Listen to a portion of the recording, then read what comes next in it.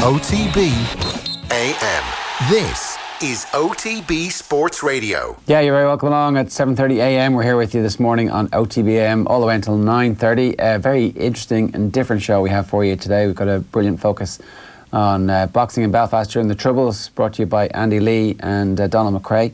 We're also going to hear from Ronan O'Gara about the Ireland squad selection, and we're going to talk to the Swiss camp to see exactly how they're feeling ahead of the game against the Republic of Ireland. We've got a pair of tickets to give away for this big game. 41,000 tickets have been distributed at the minute, so 43,000 I think was the figure in the mail this morning, so not quite a full house, but it should be a pretty raucous atmosphere because it's do or die at this stage in these games, really. If you get beaten in them, the chances of making any of the games in the Euros that are going to be held in Dublin, have an Irish team in them, disappear immediately. Can't lose these games. No, we can't. We can.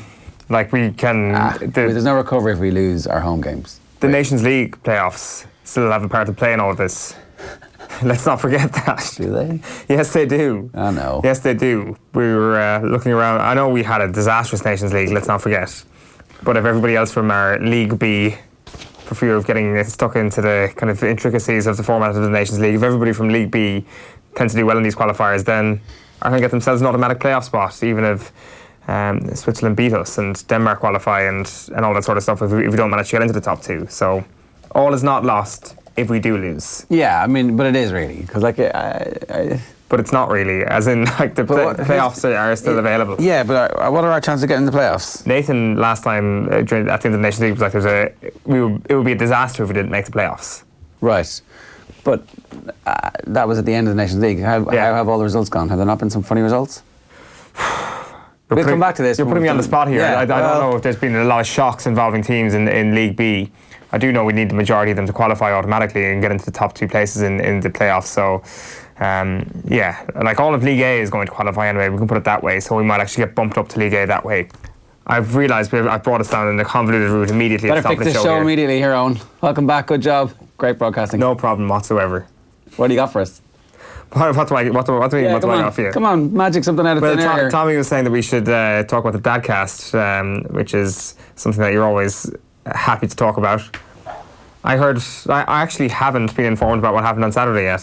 For anybody who doesn't know, the Dadcast went on the road. Yeah, for the very first time ever, we went down to a trailer park. There was a little area called Who Let the Dads Out. We got invited by the band Risky Business, and they had an area down there. And we arrived half an hour late because traffic was bad. So we were due on at 1:30, which isn't a great time of the day, really, because like everybody's still... What was it, Saturday, was it? Yeah, a bit drooly from the night before. And anyway, we went straight on, and within about 15 minutes, there was a big crowd there. Yeah? Yeah, so we were pretty happy. Did they laugh at your jokes? They were laughing at the right places, and at us at the same time. But like, look, you know. And was it like a greatest hits tour where... A laugh is a laugh. You kind of took all the great jokes from the Dadcast over the last few months and actually just rehashed them in a live audience, or was it all new material? No, there was a mix. You know, you got to play the hits. So also, I mean, there was a bunch of people who didn't know who we were. That just can't be possible. Who Surely didn't not. know what Dadcast was like, what the hell is this? What are they doing here? What's going on? And was there a standout performer from the Dadcast crew? Well, McIntyre is always a standout performer, right? He's just because he hates his kids? Well, because he said that he guaranteed the crowd that he'd have the snip if we were back this time next year, that he'd have had the snip by then.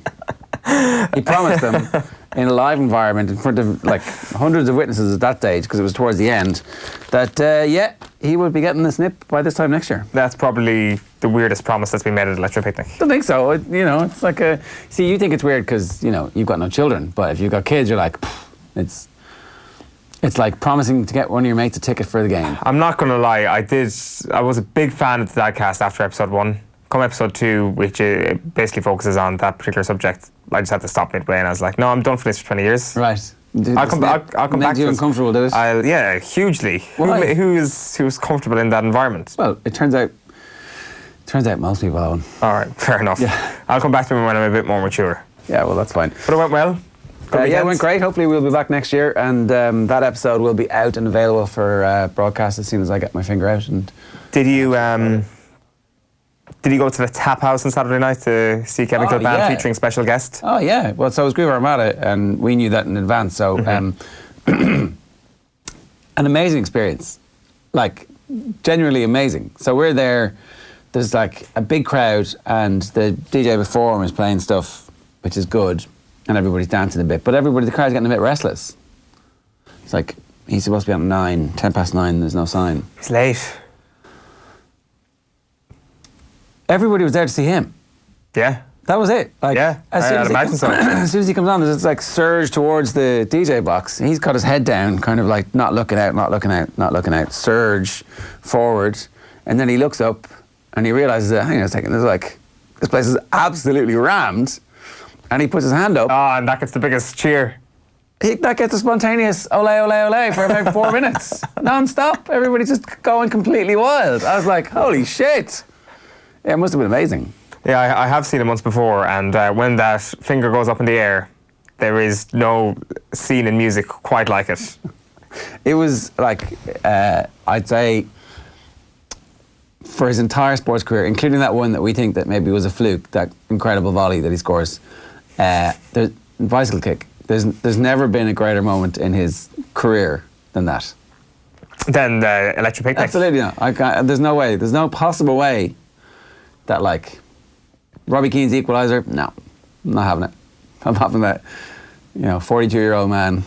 A crowd of people who might not have remembered him as a footballer. No, possibly not. How long does he play for? Does he, like... He played for an hour. Kevin played for an hour? Yeah, he played for an hour. And then Guru Armada came on. Wow, this is a big step up, because like the whole toughest trade thing was, he plays a 15-minute set, and can he manage to handle the full 15 minutes? But so he did that times 4. Wow. That's incredible. Yeah. Fair play to him. Yeah, so... And everybody had a good time? Everybody had a good time. And Guru Armada were good?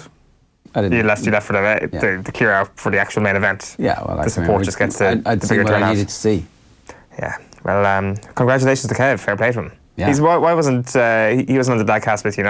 No, he refused. He's only focusing on the DJing. He refused. We'll get him on eventually, but he's see, in the wrong environment, he might start telling the truth about what his life is like at the minute. Might do Dave McIntyre on it. Exactly. Yeah.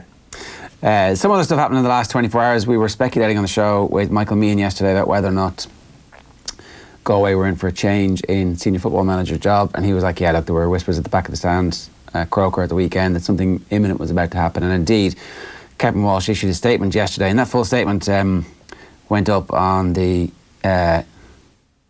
Galway County Board website. Oh no, wait, it didn't. They put most of the statement up. They put most of Kevin Walsh's statement up. They didn't put the full statement up. They missed the bit that talked about the Galway County Board. I emphatically believe there are great things to come for Galway football. Having had the opportunity to work with professionals at the top of their field over the last number of years, I would like to see the recommendations in our reports to the County Board, which included facilities and equipment, operations, alignment and development of underage teams through to senior level, finance, competition structures, player development and welfare, medical screening and deep level coaching continue to be implemented in the interest of Galway football going forward. I'm honoured to have been given my chance to leave Galway football in a better place, and I wish the players and new management team every success in the future. Why would you leave this bit out? Why would you leave the bit that says, we all need to work collectively here? Like, it's not even that damning. It really isn't. Yeah, I didn't actually realise this until you just said that there. This tends to draw more attention onto the very paragraph that they've left out than originally posting the full thing would have. It does now. It's a Streisand effect.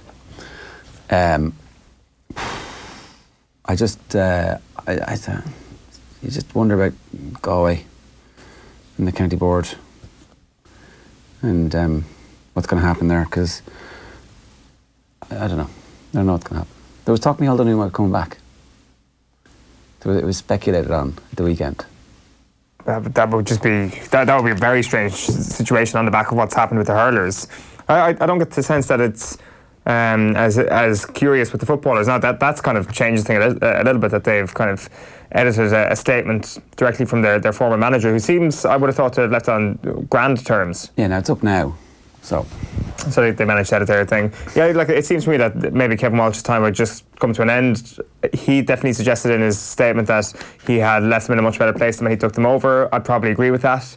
Was it time for a new voice? Was it time for a new direction? And perhaps with all this youth coming through, that a kind of a fresh burst of energy would be no harm. I think so. And I think that's kind of the story closed. He could get another job somewhere else again. He certainly left his career in a better place than when he left it after Sligo, I would have thought as well. So it's kind of been a win-win for everybody involved.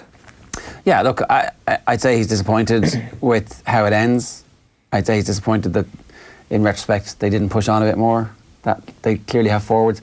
There was a couple of Galwegians around. Johnny Ward was around yesterday saying it's a great job at the minute. There's so much talent coming through, and there clearly is. So, like, if you can unify the football factions in Galway, then that's going to be a team that should at least be a Division 1 team forever, and should at least be capable of competing in the Super 8s. Yeah, well, like they did that last year. They got to an All-Ireland semi-final last year, which some people forget. I think we kind of diminish what Galway did last year because Mayo and Kerry were off the pace a little bit. Like, on a standalone basis, making an All-Ireland semi-final is pretty good work, and it's with a bunch of players that are still on the upward trajectory. Like, you look at their minors getting beaten at the weekend as well. After putting in a good performance, they knocked out Kerry. They stopped at 6 in a row. Like, they're an excellent bunch of minors. They've had good success at under 21 level over the last decade as well. The senior team is already very, very good and should be consistently Division 1, as you say. So it's a great job to take over. If you're a top class manager, like, we're seeing things this morning that Rochford isn't completely out of the role just yet. If you're somebody like Stephen Rochford, you must be looking at that job thinking to yourself, God, this is a really exciting project. But then in his own case, the Donegal project's also a pretty exciting prospect. So is Rochford being talked about as a potential manager here, or as part of the coaching backroom team? Potential manager, I think. I couldn't work that out. I wasn't quite sure if he was part of a managerial team as opposed to the number one. Well, either way, it would require a bit of a U-turn on Donegal at this point, and it seemed that he was going to be confirmed with Bonner, but this was before the news broke that Kevin Walsh was going to step away as Galway boss. So, I don't know, it's definitely, if you're a top-class manager, you must be looking at this job thinking to yourself, this is an exciting one. That was Tommy's tweet from yesterday. He's putting his own tweets up now. He's jumped the shark here. 2019 minor runners up, 2018 minor runners up, 2018 under 21 runners up, and Corofin 3 of the last 5 All-Irelands. Not bad, is it? Left Galway in a far better place than they found them. Unwarranted abuse from some quarters made them competitive for the first time in a decade. 7 wins against Mayo, All-Ireland semi-final, Division 1 final, Division 2 title. We'd have taken all that in 2014, and so you would. That's the thing. It's like the whole notion that Kevin Walsh has somehow led Galway football to a dark age is complete bullshit. And that whole notion that he's somehow preventing them from finding their true spiritual home, also bullshit. They were nothing. They were easy pickings for anybody in the qualifiers. You wanted that name to come out. Yeah, they had a soft underbelly. And then all of a sudden, now they're a team. So somebody can build off that really easily. What was it, 2013, when Mayo beat them by 17, 18 points? 5 years later, they make their way to an All-Ireland semi-final. It's not a bad turnaround. Yeah, here's Danny Cummins talking to Joe last night, or talking to Johnny Ward, actually. Yeah, there's a lot of talk about the defensive system that he'd put in, but like, if you look at the games before Kevin got involved there, like, we got some awful clippings there now at Mayo over the years, and shipped some big scores. So that was something that had to be addressed first things. And ultimately, when we did do that, I suppose the last year or two, I suppose maybe we just didn't evolve enough from that platform that we got in, because we had that good structure in there. Obviously, we want to develop more so in the forwards, because we've some top class forwards in there. But then if you look at the Mayo game this year, where literally, I suppose, we did neither. We neither played well going forward, and our defensive structure that we have just wasn't there on the day. So that kind of blew up in our face a small bit. Like, that's Danny Cummins talking about the Kevin Walsh era on the show last night. You can get that wherever you get your podcasts. The best place is actually the Go Loud app, or of course on offtheball.com/podcasts. Here's what's coming up on the show. Ronan O'Gara is going to join us just after 8:10 this morning. We're bringing the sports pages between now and then. I'm going to talk Ireland-Wales, obviously, at the weekend. Big news is that Devon Toner is out, as we've been speculating about now for the last 24, 36 hours about what exactly happened. We'll get Ronan O'Gara's take on that, and Joe Schmidt also said that players in the top 14 aren't fit enough, so that's why Donnacha Ryan and Simon Zebo aren't on standby for the Ireland squad. So basically that whole notion that Ty Byrne would be playing fullback, or Ty Furlong would be playing fullback before Simon Zebo was correct. After that, we're going to talk Andy Lee's done a mini documentary for us about boxing in the North during the Troubles, and I'll let that speak for itself. Around about 20 to 9 this morning. Then Ireland Switzerland, going to speak with a Swiss journalist about what the absence of Shaqiri will mean for them, and whether or not it's going to have any impact on the outcome of the game. which we have a pair of tickets to give away for. I'll tell you how you can get your hands on those in just a couple of minutes' time. First off, though, we'll bring you the papers this morning. That is the Irish Times. Schmidt's squad tailored to combat power game. And nice little nugget there about... Keith Wood? Yeah. You did the pink... Oh, well, no, it's a pretty straightforward anecdote. 2003, Gordon Darcy gets cut from the World Cup. Eddie O'Sullivan kind of didn't think I had enough discipline to play international rugby. But I saw it coming ever since a bonding night in Bilbao during summer training camp. The beers were beginning to flow when Ireland captain Keith Wood sidled up to me with the bluntest information I've ever been given. I don't think you are good enough to play for Ireland.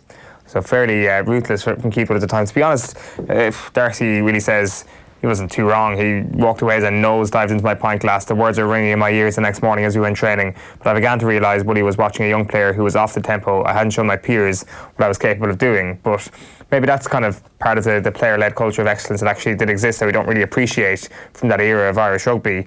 Like when he talks about this current squad, he's a little bit worried about the exclusion of Will Addison, and he's also a little bit concerned about Gary Ringrose. It seems that the language around Gary Ringrose being used as a cover, at wing, a fullback, all that sort of thing, should be alarm bells ringing for people who think that Gary Ringrose might be a nailed-on starter for this Ireland team. Yeah, for Gary Ringrose, basically, as well. The Star this morning, Swiss Gold. Obviously, you know, Switzerland famous for the gold. FAI banking on Ireland victory to provide a Euro 2020 cash lifeline. So obviously, at the moment, things not going very well financially for the FAI. Paul Lennon has detail here. The association has been cleared by UEFA to draw down up to 25 million to meet its ongoing cash crisis. However, qualification would be a good thing. Bottom line, 9.25 million, another 1.5 million for every game we win in the group, and 750 grand for the draw, which is probably a bit more likely. If we were to reach the second round, another 2 million, and if it was to be a miraculous tournament and we were to reach the quarterfinals, there'd be another 3.25 million on top of that. So up to 11 million on offer for qualification, and obviously if you win, more people will buy tickets. You get some pre-tournament friendlies, all that kind of stuff. The big news, I think, really, I'm burying the lead on the back of the Star, is Fenton had final knock. So not very many details on this. But Brian Fenton is believed to have carried a back injury into last Sunday's All-Ireland final draw with Kerry. He struggled to make an impact. It's unsure if he's in danger of missing the replay, but that's it. And then Peadar Cuffig-Byrne was named in the panel at the weekend as cover. So was that his first time to play with the senior team beyond the Tyrone game? Oh, beyond the Tyrone game. Yeah, was he on the bench maybe for the Mayo game as well? I'm not sure. Certainly, I'm not sure. He's playing with the under-20s all Yeah, but he was obviously on the panel today after the under-20s final against Tyrone when he got black carded, unfortunately. He's Blondie Cuffig's son, Peadar Cuffig-Byrne. So the camera kind of never mentions that, do they? the camera panned to her really when he got sent off with the black card. You barely got to see his reaction in the 20s final. So yeah, he was on the bench last weekend, and obviously cover at midfield. And he's somebody we'll get to the Examiner later on as well. That Kieran Shannon mentions him as well in his column, which we'll get to. I've got the Mirror here in front of me. Their headline is about Eoin and Shearer. It's war. Shearer says, "You wanted to retire. We all thought that. We all thought that with you on 120k a week." Eoin, meanwhile, says, "You're not that loyal to Newcastle. You were inches away from cop move." I'm sure people would have seen this on Twitter yesterday. This is in the Mirror, who've got exclusives, it seems, on Owen's book extracts. Like, they say that the row between the two players has been brewing for a decade now, that Shearer put Eoin up in his house when he joined Newcastle, and then in the thick of a relegation battle in 2009, Shearer told friends that Eoin indicated he would not bust a gut to be fit for the run-in, as no new deal looked likely. So it's kind of your word against mine at the moment. There's 3 different articles included in the newspaper this morning, and it seems that Michael Owen's book is going to be, at the very least, as a fairly entertaining read. There's an article here about Wayne Rooney, there's an article here about Fabio Capello, and there's an article here about David/Victoria Beckham. So the one about Wayne Rooney... David/Victoria. He talks about Euro 2004 in the context of Rooney. Euro 2004 in Portugal under Sven-Goran Eriksson was a very strange tournament for me anyway. On reflection, it's about as close as I got to a personal crisis. It wasn't jealousy I felt. Perhaps it was just the first inkling that a change of the guard was underway. get the sense it probably was a little bit of jealousy from Michael Eoin here in this case. He talks about beating Switzerland 3-0, Wayne scoring twice, I assisting both. After the game, the atmosphere changed. Much as I still felt like the main man, the hysteria around Wayne was incredible. Even though I was still confident in my ability and was playing quite well, I started doubting my status. Suddenly Wayne was the main striker, and it was between Darius Vassell and me for the supporting role. Little did we know at the time, but those 4 games in Portugal would be the peak of his international career. This is of Wayne Rooney at the point.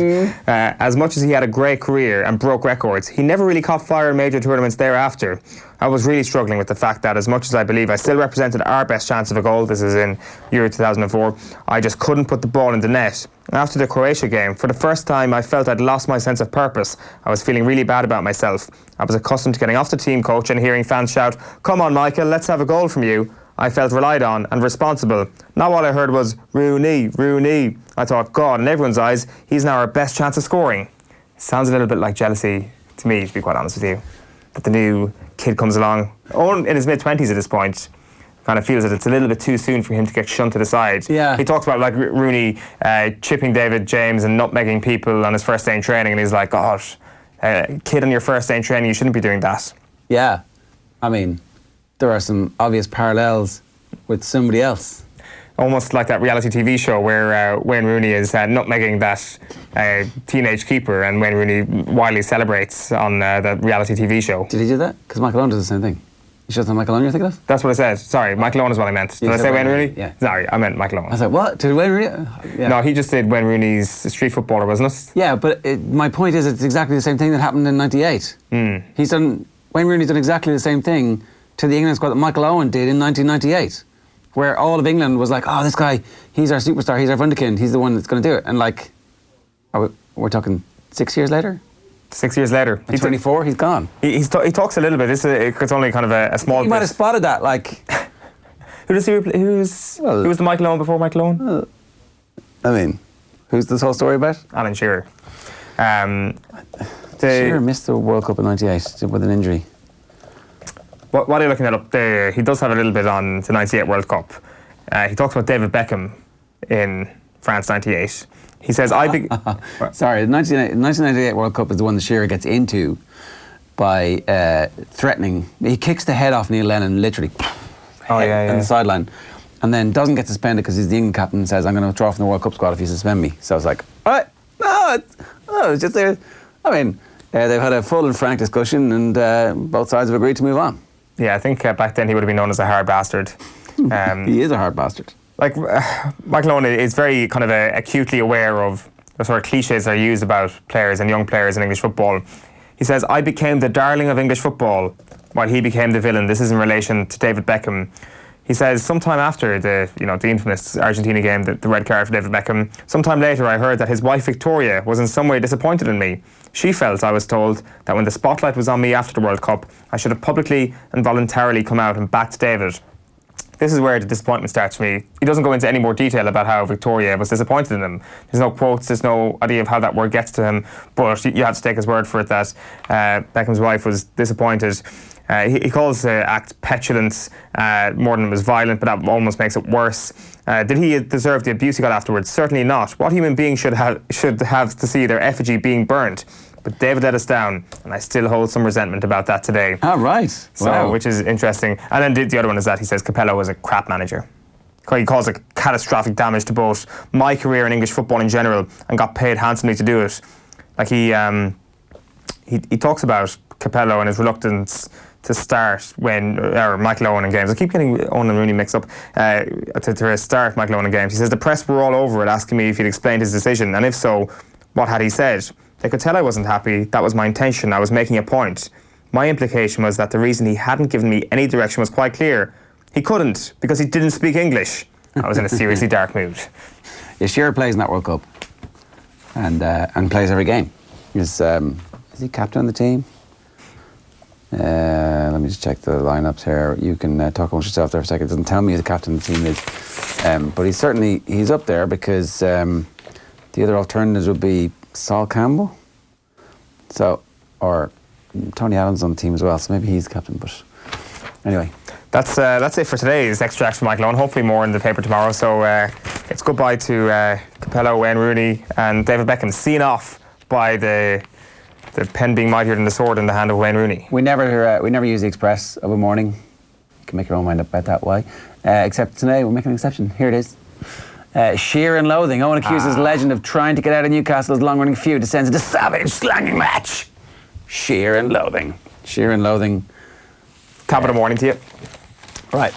On OTBM this morning, we're giving you the chance to go to Ireland against Switzerland tomorrow night in the Aviva to win.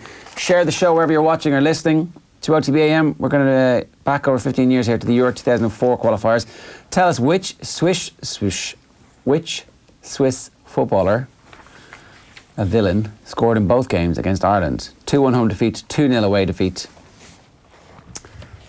The name rhymes, if that helps. Quickly through some of the other English papers. The Guardian, that is Conte's US dream dies. British number one heads home after straight defeat to Svitolina, and Spectre of Stokes gives plain sleep deprivation. That's obviously to do with the Ashes. The Irish Independent this morning goes with pressure. Drive for 5 is getting to dubs, says Owen the Bomber Liston. Jan Sommer is saying that Ireland play a very unpleasant style of football. That just seems to be par for the course when it comes to build up to an Ireland game at this point. O'Driscoll says Schmidt's toner omission beggars belief. Like his quote here says, there was always going to be a big omission such as the strength and depth. I guess no one saw Devon Toner being left out. It kind of beggars belief that if the line-out is malfunctioning, you don't include your tallest player and your best line-out operator. And it's something that is touched on by Donald Lenihan here as well. He says Schmidt will want order restored quickly after losing control of the narrative. He says more dynamic than Toner. Klein is picked because he is deemed to bring more physicality and abrasiveness to the cause. All well and good, but he hasn't delivered on that on a consistent basis either for Munster or in his 2 test outings. And then he goes into this thing as well about Toner at line-out. As for opposition second row, who would they prefer to compete against at the line-out, Toner or Klein? As captain and thrower, I wonder who Rory Best would prefer to have as a target for his bank-up ball under pressure. How thrilled is the opposition hooker that he doesn't have to allow for the towering presence of Toner when negotiating his own line-out deliveries? Like, I'm all for analysis being simplistic and stuff, but the fact that Devon Toner is tall is such a huge part of the analysis is a little bit strange. It's like, you are tall, you're in the team. It's like something from The Longest Yard. Except, you know... It's important. I'm all for analysis being simplistic, but it's like, it's been pointed out a lot. Like, is that good enough for somebody to get into the team because they're tall? Well, I mean, when you're like taller than everybody else, and one of your jobs the line out is to catch the ball above everybody else. Yeah, like I get the importance. You know, it's not like other things that people have. It's a very useful added skill. I get that, but it's almost like attribute. The most important thing here. It's almost as if like if Joe Schmidt spotted a guy whose body was failing him and believed that he wasn't good enough to last a full World Cup, as if that's not as important as him being taller than other people. Is his body failing him, or can you nurse him through the first 3 or 4 weeks so that, you know, you get to a quarter-final, semi-final, when you need somebody and you're guaranteed 100% of your own line-out ball in a game?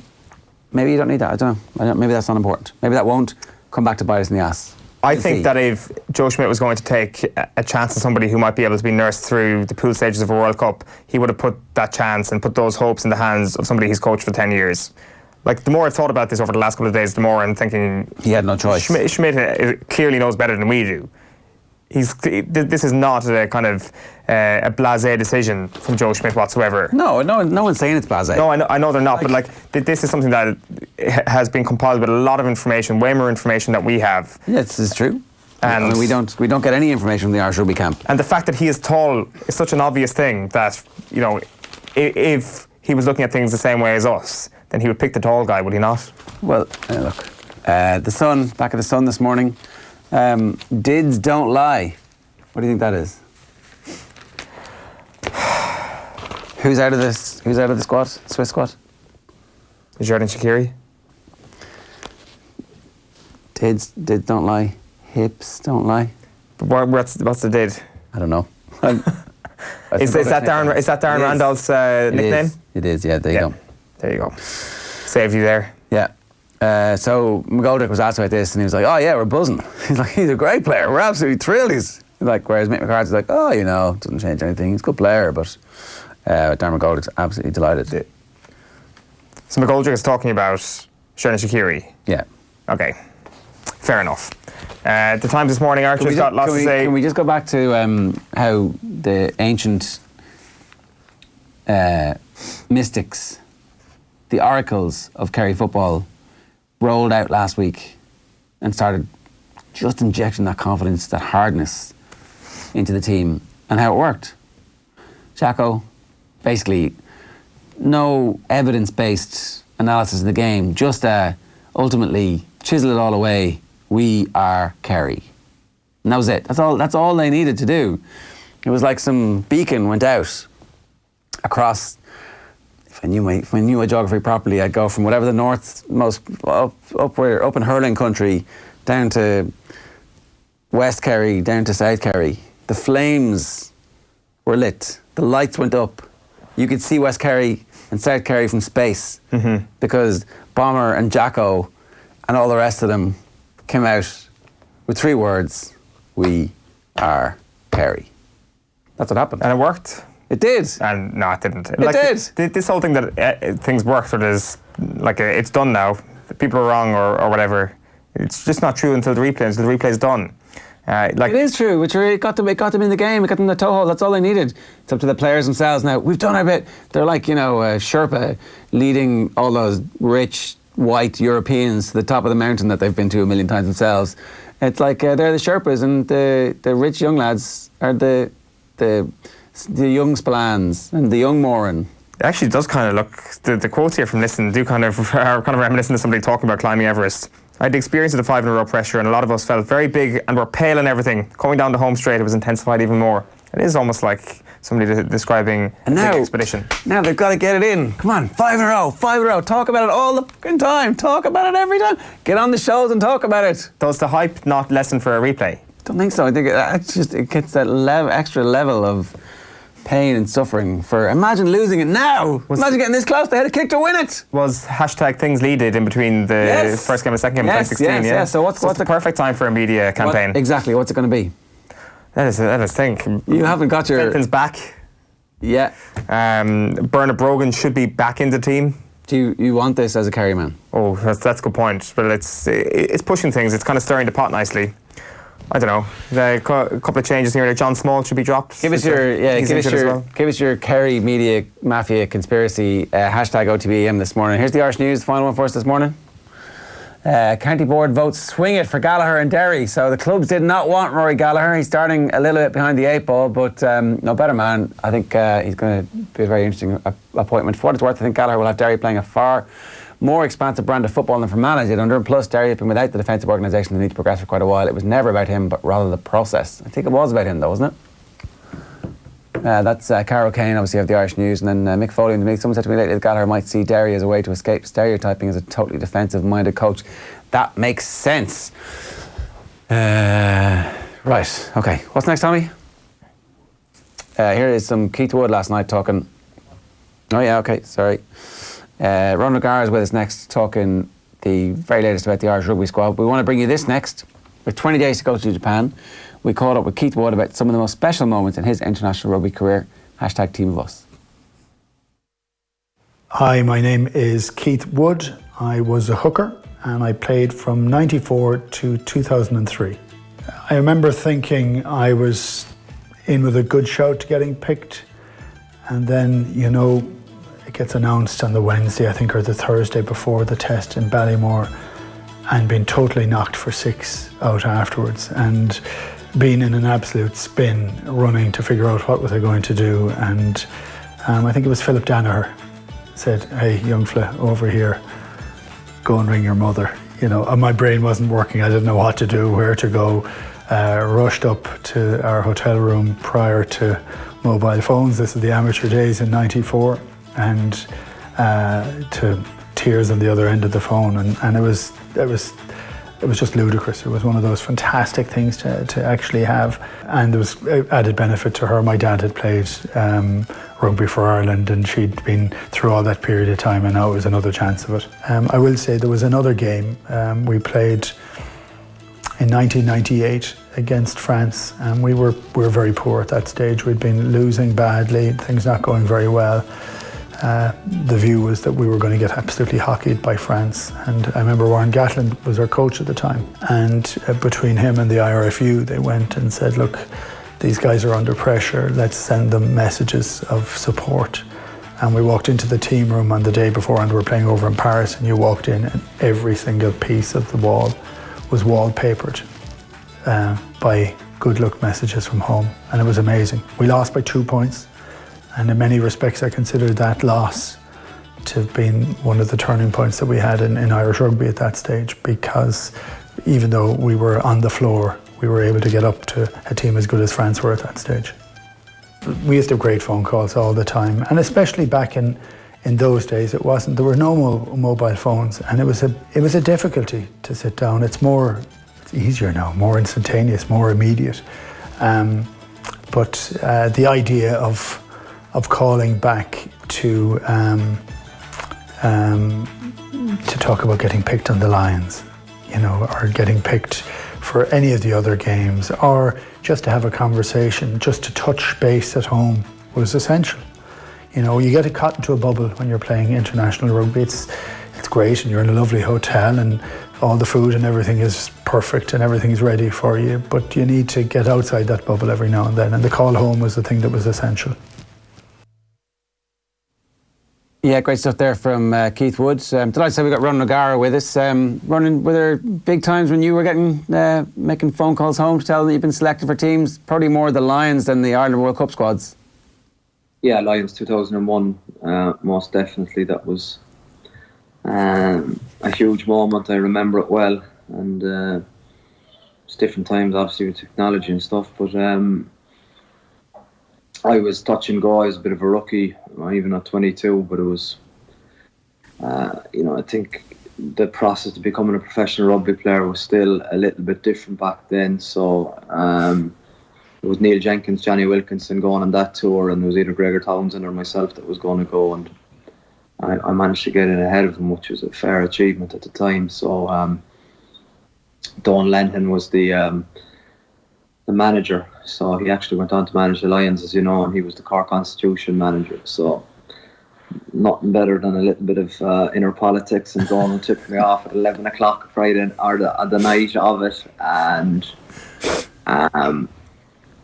I was living on the Model Farm Road, and we had a kind of a bungalow, and I drove out there because I just drove out there. My reaction was to drive out to my parents' house and knock on the window at 11:30 and give them the news. It's one of those great memories. Obviously, it's a very selfish memory, but that's, I suppose, what you need sometimes at that age. But I'll never forget it. It was just one of those things that really sticks with me to this day. And as you know, from playing for a long time, you don't remember the detail greatly of some games, but that was a great memory. John Klein had that memory, or will have that memory this week. It'll be a little bit, I imagine, tampered by the negative reaction from so many people in Ireland. You're obviously very familiar with how Irish rugby works, but you're actually a little bit out of the bubble at the moment. So what's your take on what's happened this week? Obviously it's been well documented at this stage. I found it strange, really, in the fact that I think the big, obviously, talking point is the fact that Devin Toner isn't going to the World Cup, but it so happens to be that Sean Klein is one of the 4 second rows that's going. But he's been playing for Munster for a number of years now, and it's the same when CJ's been there, Bundyaki's been there. A lot of these are have been well flagged. Do I agree with the fact that it's is it 3 years? Yeah. No, I don't. I don't think that's accurate. But from a coaching point of view, I can completely understand it. And these are the rules that World Rugby had made at the time. They've been altered. Probably would have liked to have seen it go to 7 years myself, but I think the reaction, I suppose, by people nowadays, Joe, you're going to get every possible reaction. So I wouldn't be too fussed by it.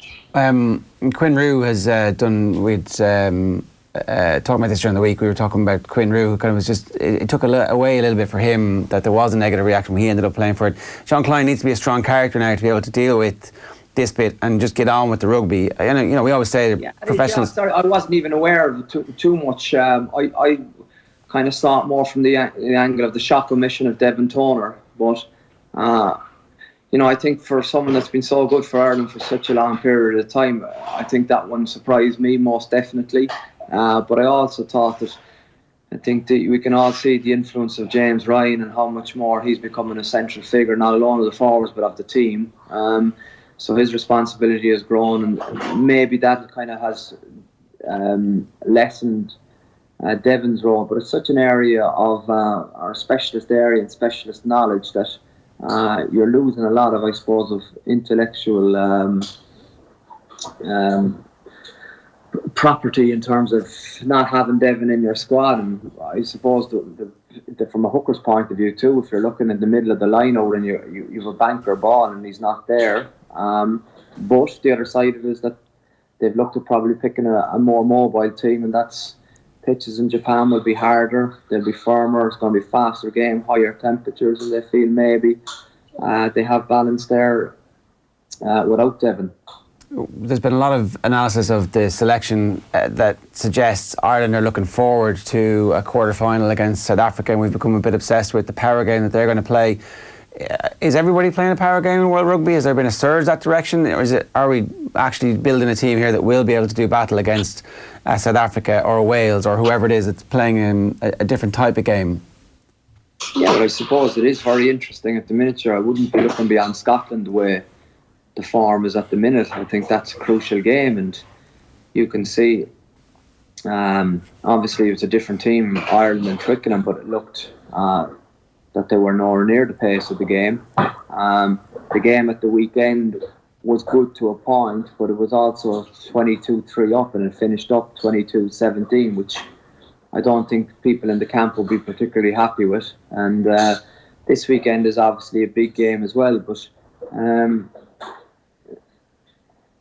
it's going to come down to all of a sudden now 4 warm-up games have bypassed, and few of our key players haven't got game time.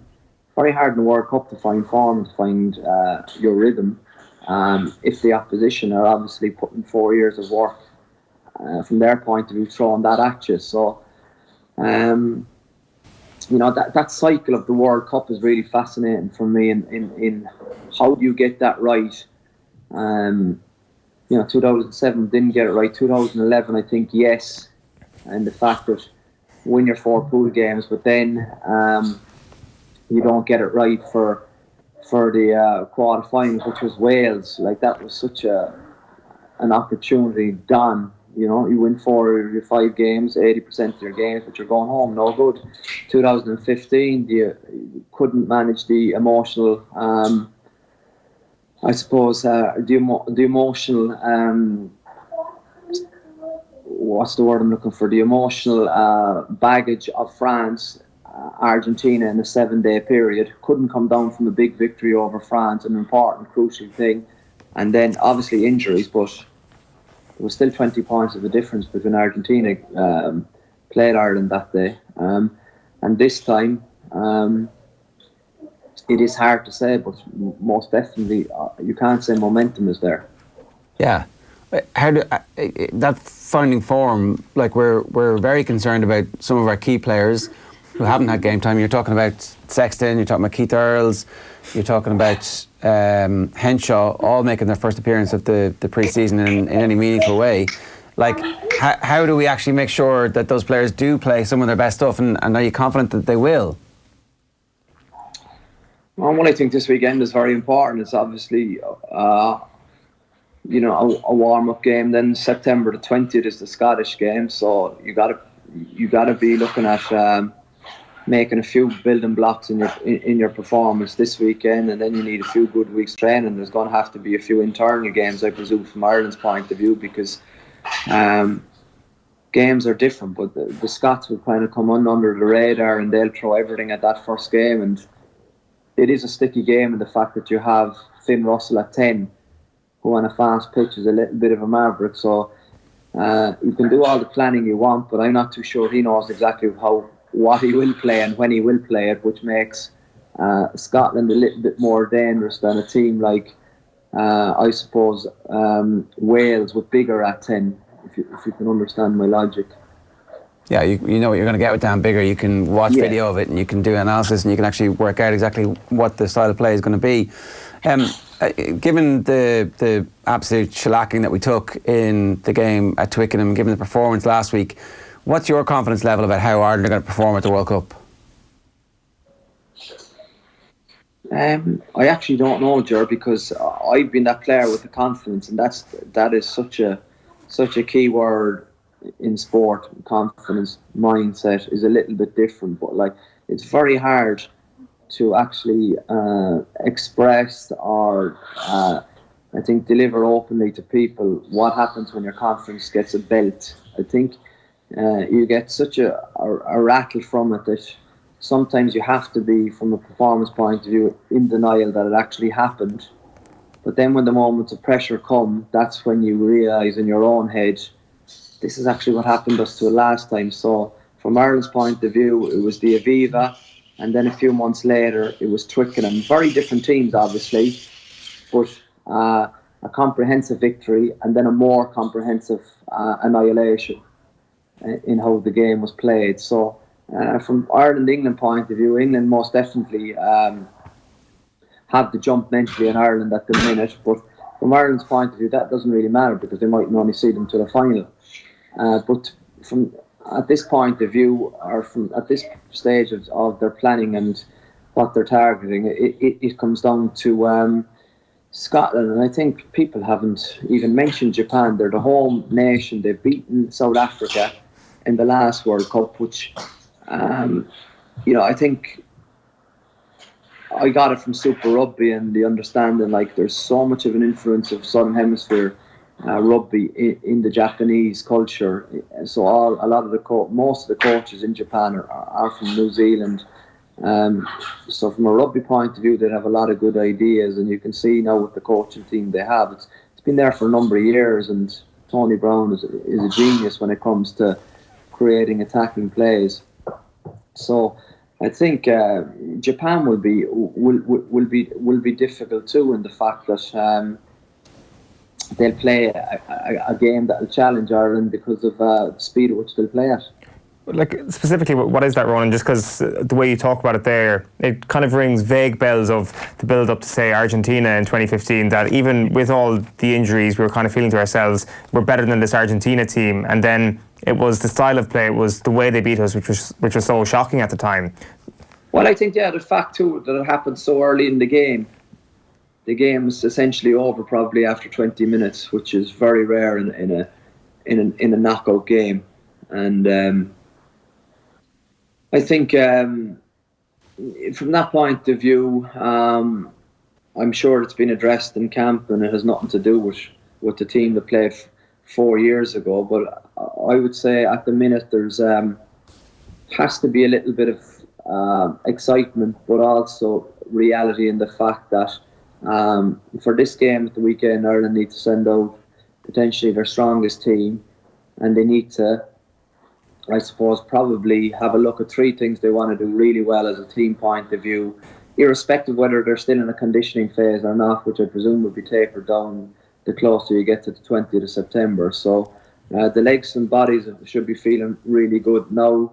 They need the rugby to happen, and I can remember in 07, never felt better as an athlete, thought it was we all hit PBs in the gym, and felt that great buzz about the place. A skill session in Poland, I can remember we did a lot of skill execution drills, and then it just kind of came to the transfer, and we couldn't transfer, and I wish I had better answers for you, but I don't. Well, it was more kind of in relation to the Japan prospect, actually, Ronan. The idea that Argentina came along and shocked us in that style of play. Is there a similarity here at all? Is what I'm asking. I don't think so. I don't think so. I think the game was played pretty similarly. from an attack point of view, by a lot of teams. Obviously, the key outlier at the minute is how many times people are kicking the ball.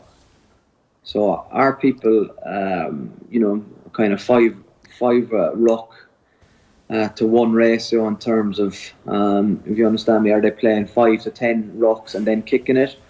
A lot of South Africa would be a lot less than that. They would play probably a 3 to 1 ratio where they'd have 3 rucks and they'd kick it, because with Pollard and with their 9s, they have an excellent kicking game, and that was Ireland up to these games. But Ireland have stopped kicking the ball, I suppose, from 9. Ireland, I felt, tactically from 10, didn't kick it as much as they potentially could have. So, no, I think the big thing is obviously line speed and defence, and attacking kicks. That seems to be, for me, a trend, that there's a little bit of variety and what's the word, non-conformity on. Ronan, one last one for you. Pascal Jacob got in touch with us to say, how does Rog feel about Stockdale knocking him off the top 10 try scorer for Ireland list with his brace of the weekend? I was proud as punch till I heard he had 20 games, I had 128 games. You're joint 10th. You're just clinging on to that top 10 list there. Look. Sure, I'm still on the front page. It's amazing. I'm very proud of my 16 tries. Don't ever mock that. That was, he had a big game at the weekend. That's a sign of a big, I suppose, of a strong-minded player. He was under the pump, no doubt about it, because there was a lot of probably comment about his performance in England, and people were saying it was very harsh on him. I didn't think it was too harsh on him. I didn't think he was. I thought he missed the jump defensively, mentally, by 2 or 3 seconds on a few times, which exposed him. But people were saying it was on the inside. Yes, but it's on the inside. But if you watch the ball, you still have seconds to adapt, and he didn't adapt. But he came back really strong against Wales and put all those doubts, which is all you can ask of a young player. It was brilliant to watch. No, good stuff, Ronan. Thanks a million for joining us this morning. Take care. See you, lads. Thanks. Bye. Ronan O'Gara with us this morning, talking about Seven Toner and all the rest of the stuff. Big target in the middle.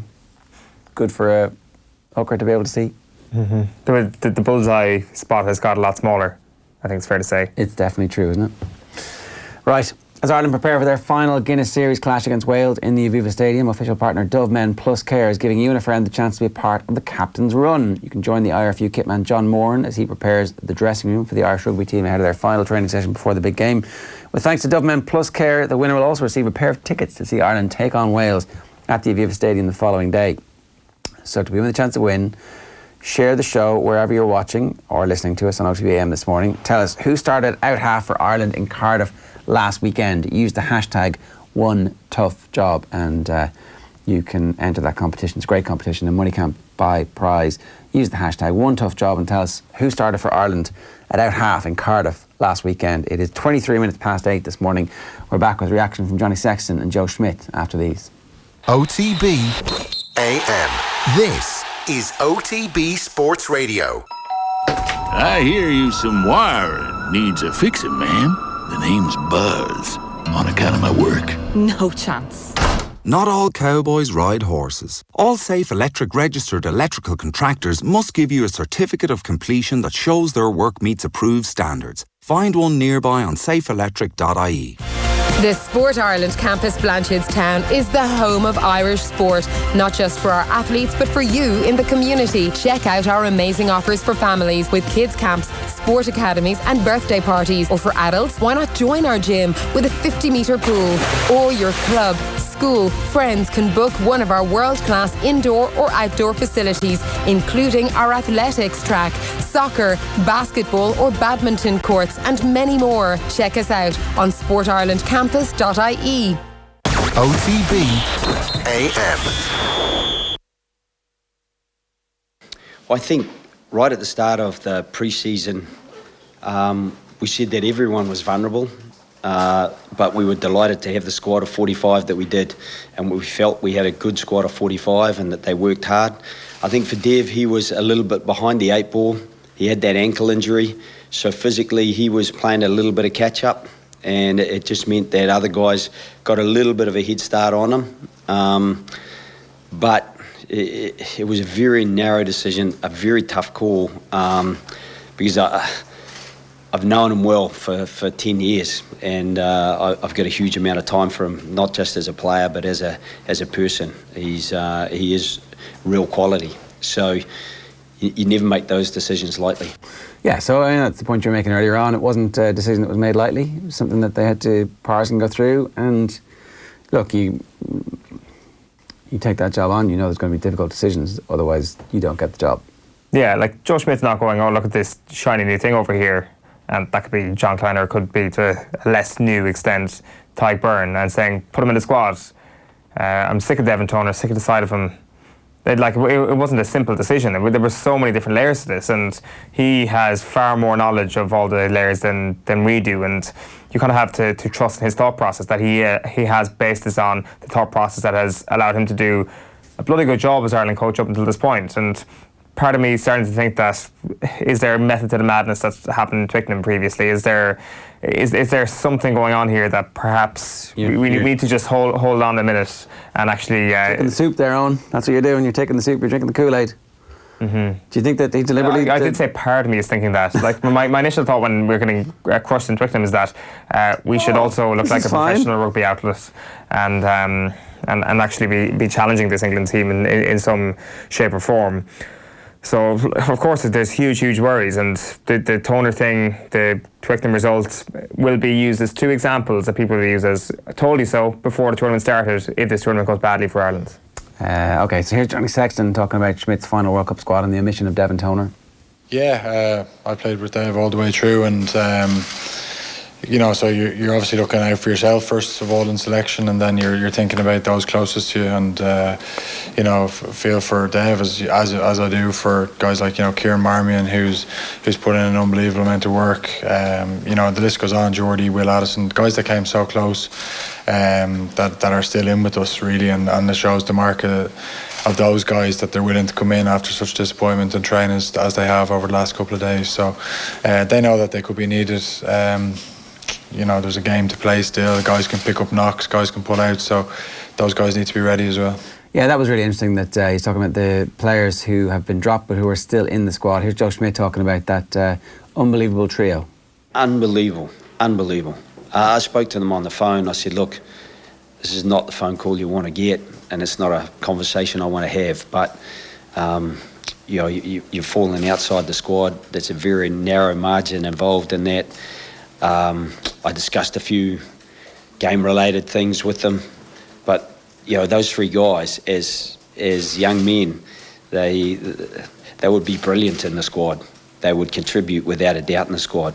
But you can only have 31, and it's very easy for some people, maybe on the sidelines, to throw barbs about who's missed out. But you can only find 31 spots, and so those 3 guys were unbelievably good. I said, would you come in and train with us Monday, Tuesday, and potentially further on through the week? And they said, yeah, I'll be there, no problem. And they've trained really well, which gives us confidence as well, because we could lose someone on Saturday. We could definitely lose someone during the tournament. So having them continually training with us and staying up to speed is profitable for us. Yeah. Would you go extra hard in training? Just your arm's broken, that's a pity. Would you be like, I'm just going to rake my studs on you? Oh, sorry, off behind the scenes. Devin Toner going up to John Klein. What's the weather like down there? No, it's uncomfortable really for everybody, isn't it? But look, he's right. People are going to miss games. People are going to be sent home from the squad because of injury, like it happens to every team in every World Cup. So. Right, let's move on. Michael Eoin has spoken this morning. You were talking about the serialisation. Which paper had it? The Mirror. OK, I can't really pretend to be enjoying the serialisation period. It's not my style to criticise people. I'm counting the hours now until the book launches so people can actually read my views in the context they were written. Hashtag reboot, hashtag hurry up tomorrow. It's only like 1,000 words that were included in the Mirror today. Yeah. There's a bit of context there, to be fair. I really love our Alan Shearer, apart from that one bit where we had that row. Other than that, though, we were always best of friends, and still are. Was he not tweeting him yesterday about the Liverpool thing? Yeah. All right, so he's enjoying it quite a bit. It was obviously kind of like a heat of the moment thing. Michael Owen found himself yesterday morning on the top of the moral high ground. And then he decided, you know what, I'm going to run down this hill. And he got stuck into him onto it. Well, I suppose not. He hadn't really had the moral high ground. Moral high ground was like not playing the second last game of the season when he was getting paid 120 grand that week to play that game. That might have kept him up in the Premier League because in your man's book, the physio's book, he says it was because I didn't want to play because I won't get a contract if I'm injured. Owen says, oh, that's not what happened. I offered to play, but they didn't want me. What? I see a lot of people on social media saying, isn't it so sad that two of England's greats are going toe-to-toe like this and getting into a public spat on Twitter? I think it's fantastic. Yeah, I mean, that's what please made keep them, it going. And that's the killer instinct that made them such assholes and so rich in the process. Yeah, well, it turns out, are they actually not kind of nice guys? And like away from football, and kind of in their retirement life, you never really hear kind of. Now they are. Criticise Owen for being a ridiculously boring pundit, maybe. Yeah, look. But that's kind of. It's a brilliant interview. As toxic as it and I think this book's going to be good. This book seems like it's already good. Well, yeah, it's definitely going to be the most high-profile sports book. I don't know. Yeah. Okay, shall we look that up? Okay, staying with football, here's the Irish women's interim manager Tom O'Connor, centre-back Louise Quinn and captain Katie McCabe speaking after Ireland's 2-0 win over Montenegro in Tala last night. I know, Tom, you spoke at your press conference yesterday that you've been interviewed for the permanent job. You've won the game tonight. What's your understanding of what happens next with the next qualifier here against Ukraine next month? Well, we go back to the hotel tonight, we dust ourselves down, and then maybe tomorrow there may be some movement on the situation. Do you want the job full time? Clearly the fact you've been interviewed suggests you do. Well, because I've interviewed, I think that tells a story, but it's in the hands of the people that look after the association, and you have to respect their decision, and that's the way I've always operated.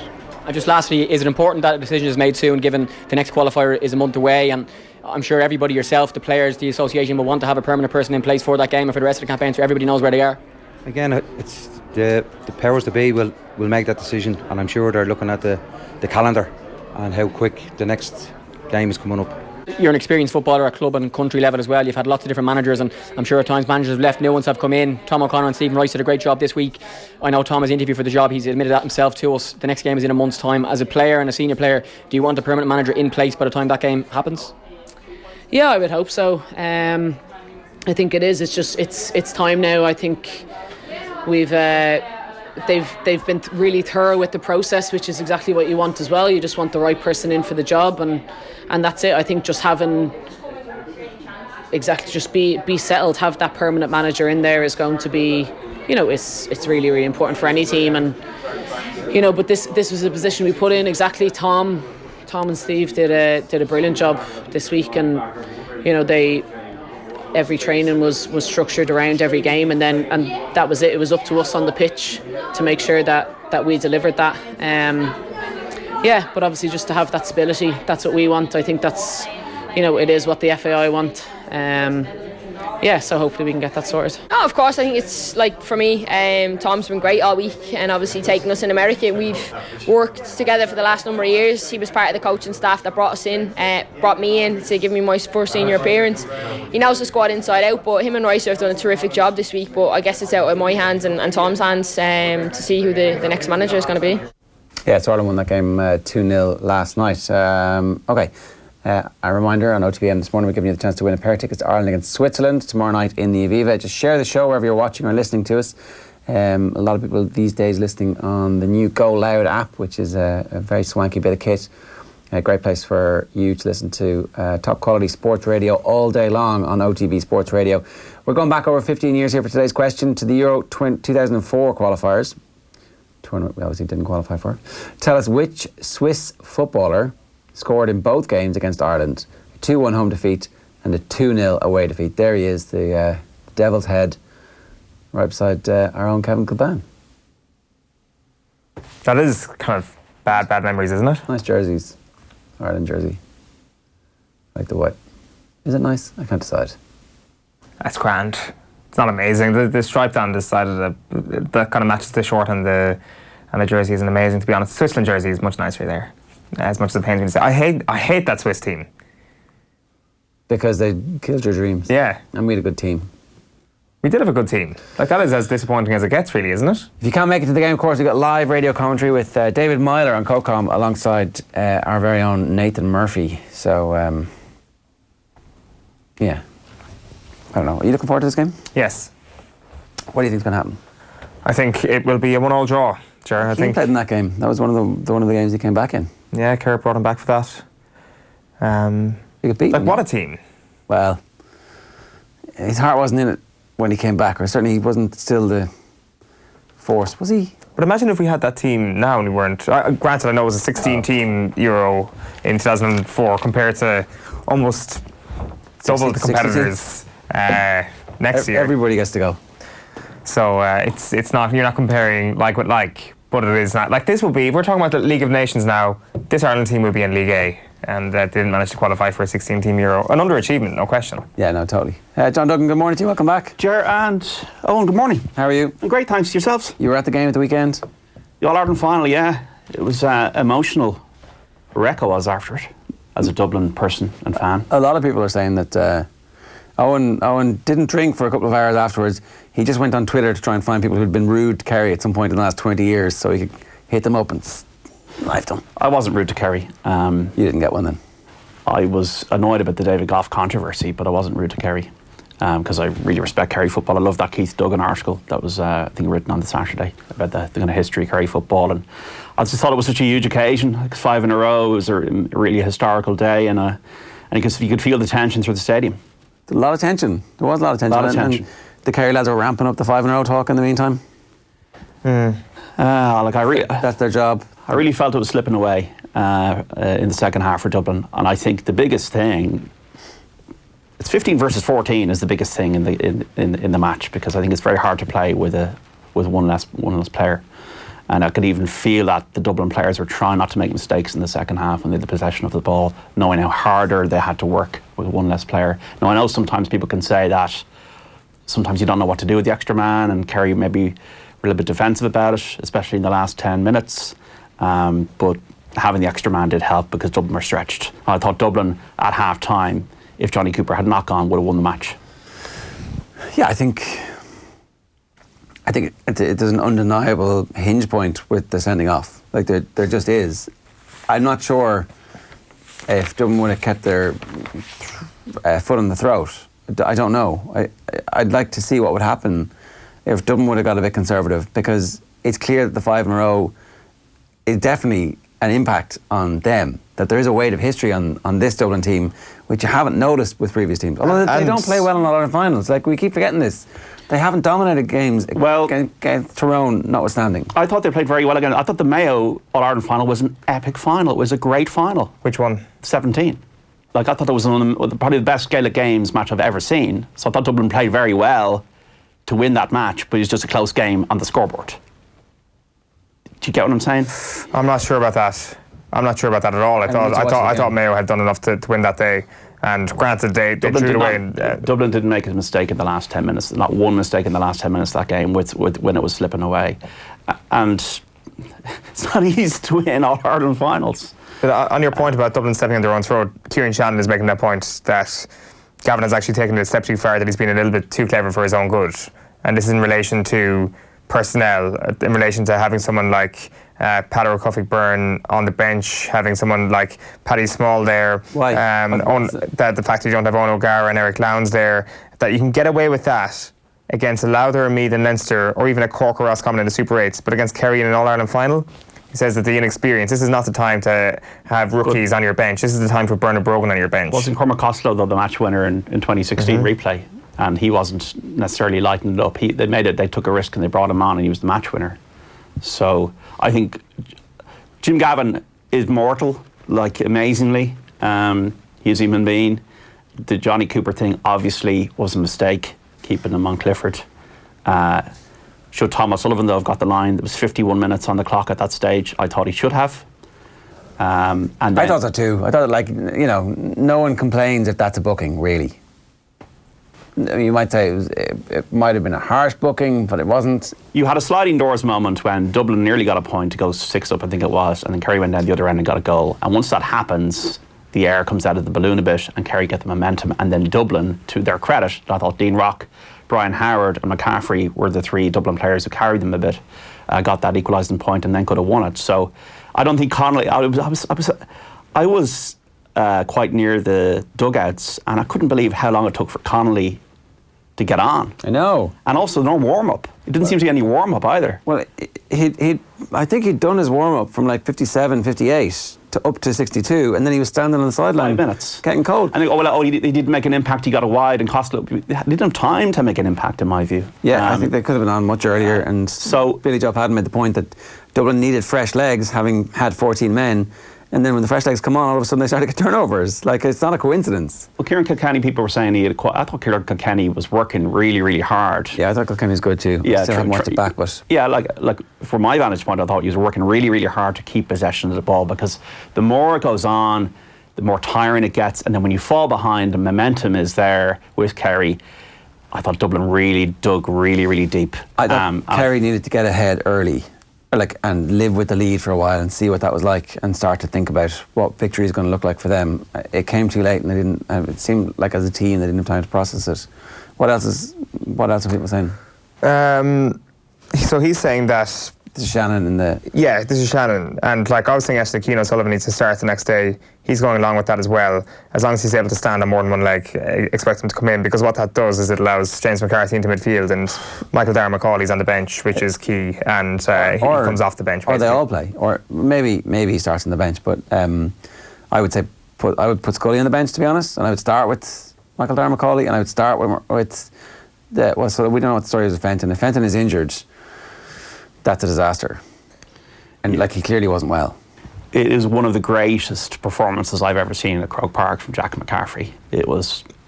Yeah, so what do you do if you Kerry about that? Well, they need to get a different man in him. Stephen O'Brien is the logical step that people have been talking about. I think Thomas Sullivan, you could do worse than putting Thomas Sullivan on him, considering... Like, he was obviously he was in car trouble the last day. Obviously, Tom's done pretty well as an inside marker the last day, and I guess on the face of it, Conor Callaghan's scoring return would suggest that Tom should stay on him. So Stephen O'Brien is who you're left with, and I guess it is true that you do want Jack McCaffrey kind of looking over his shoulder a small bit, rather than you can't mark Jack McCaffrey. Who was making that point yesterday? Was it Donaghy making that point maybe a couple of days ago? That like you actually just, it's impossible to mark him. You just need to give him enough to think about at the other end of the pitch, and Stephen O'Brien would do that. What did Paddy Durkin do to him? He kicked 3 points, and that was probably part of it. Did he actually have that tight a grip on him in terms of shadowing him everywhere? I'm sure he did it at certain times of the match, and it did seem like White was actually just letting him go. Yeah, I do wonder though if like these great man-marking jobs, there's an inch here or an inch there where a ball goes to an inside forward and they get a chance and they score, and we dictate whether or not something succeeded or otherwise on the back of that. I thought Dublin goal was very like that, in that it kind of just went over the head into Howard, straight to McCaffrey goal. It was like in a blink of an eye that they got the kick out right. But I suppose the question, you know, to your point, is that you can only have so many great man markers. And if you like, I thought Conor Callaghan was dangerous. There was one moment when he was very dangerous in the game, and if Thomas Sullivan's off him and say on McCaffrey or whatever, does that not then free up Conor Callaghan, as was the case in the Mayo game? Price it up for me in your head, where it is at the moment. Dublin win the replay comfortably. Comfortably? Ooh, I don't think there's anything comfortable about this. But so, what's the spread? Well, Kerry are 10-3 again, so it's not exactly. I'm asking him. I think Dublin win by 10 points. Whoa, the spread's 4. Wow. Kerry are 10-3. Now, but they were. What were they? What did you get them at? 9-2? Yeah, 9-2. Like, Kerry had goal chances, and Tommy Walsh looked dangerous, very dangerous when he came on. It's the way, like the way I was kind of thinking in my head the last couple of days, because I was spent after it, because I was really inhaling the whole. Because I'm into my sports history, I really thought this was such a huge day. The way I kind of see it is Kerry are coming. They're coming to win All Irelands. And are they going to get there in time? and I just think they might not get there in time. We'll see you in about 10 days' time. It's 8:44 this morning. After 9 o'clock, we're talking Ireland, Switzerland. Up next, though, we're bringing you a special feature with Andy Lee and Donald McRae on boxing in Belfast during the Troubles. First, though, let's hear from Jeff Hendrick. If he plays tomorrow night, he'll hit the 50-cap milestone. The midfielder's out of favour at Burnley and is aware that some Irish fans have been left frustrated by his performances for Ireland. I said this before, you know, I hear the outside noise and you know, people saying they haven't seen me since the Euros. You know, everyone has their own opinion, but I did play a lot of games not in the position I played in the Euros. And for me, obviously, I try and give everything for the country, but it's difficult when you're playing in a different position to what you're naturally good at, I'd say. But, you know, I tried to do my best for the team, but like I said, it was tough when, you know, I was playing on the right. At times I was nearly up front and all, so I was just trying to adapt and like I said, just do what I can for the team. Okay, a very special piece coming your way right now on OTB AM, and Andy Lee is with me in studio. How are you, Andy? Very good, Eoin. So you were up in Belfast recently chatting to Donald McRae and a couple of the characters from in Sunshine Orange Shadow, how boxing brought hope in the Troubles. One of those characters is Jerry Story. So you were up there, you were chatting to a few of these people, and what did the likes of Jerry have to say, I guess, being a little bit removed from the subject matter of this? Well, it came about, like, Don McRae's, like, we all know how high he's held in terms of sports writing, and his boxing books are some of the best books on boxing that's ever been written, like Dark Trade, In a Man's World.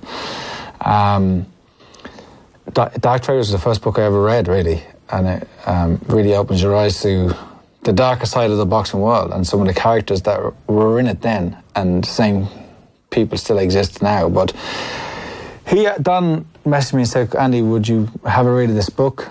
Maybe provide a blurb for it. And I was honoured actually to be even asked by him to read it. So read the book before anyone had a chance to read it, and I was blown away by it. You know, and one of the things that struck me was I'd known Jerry Story my whole life, really, in boxing in Ireland. He's in the stadium every week, and I had no idea of all of this detail about him and all the things that he had done in boxing and outside of boxing and around the Troubles. And it's remarkable. Like it is remarkable that he had this status, that he was able to unite people, and even at the worst of times, he was treated separate from everybody because he was doing a good thing for both communities. It's really good that the story's been told, you know, and told by someone with the calibre of Don McRae, because he does it justice, you know, and I think everyone who's speaking to Jerry, speaking to Hugh Russell, and everybody who are included in the book, they're pretty, you know, they're proud that he's done them justice, you know. Well, let's have a look at what yourself and Joe Conroy managed to do when you went up to Belfast recently. Boxing never stopped in Belfast.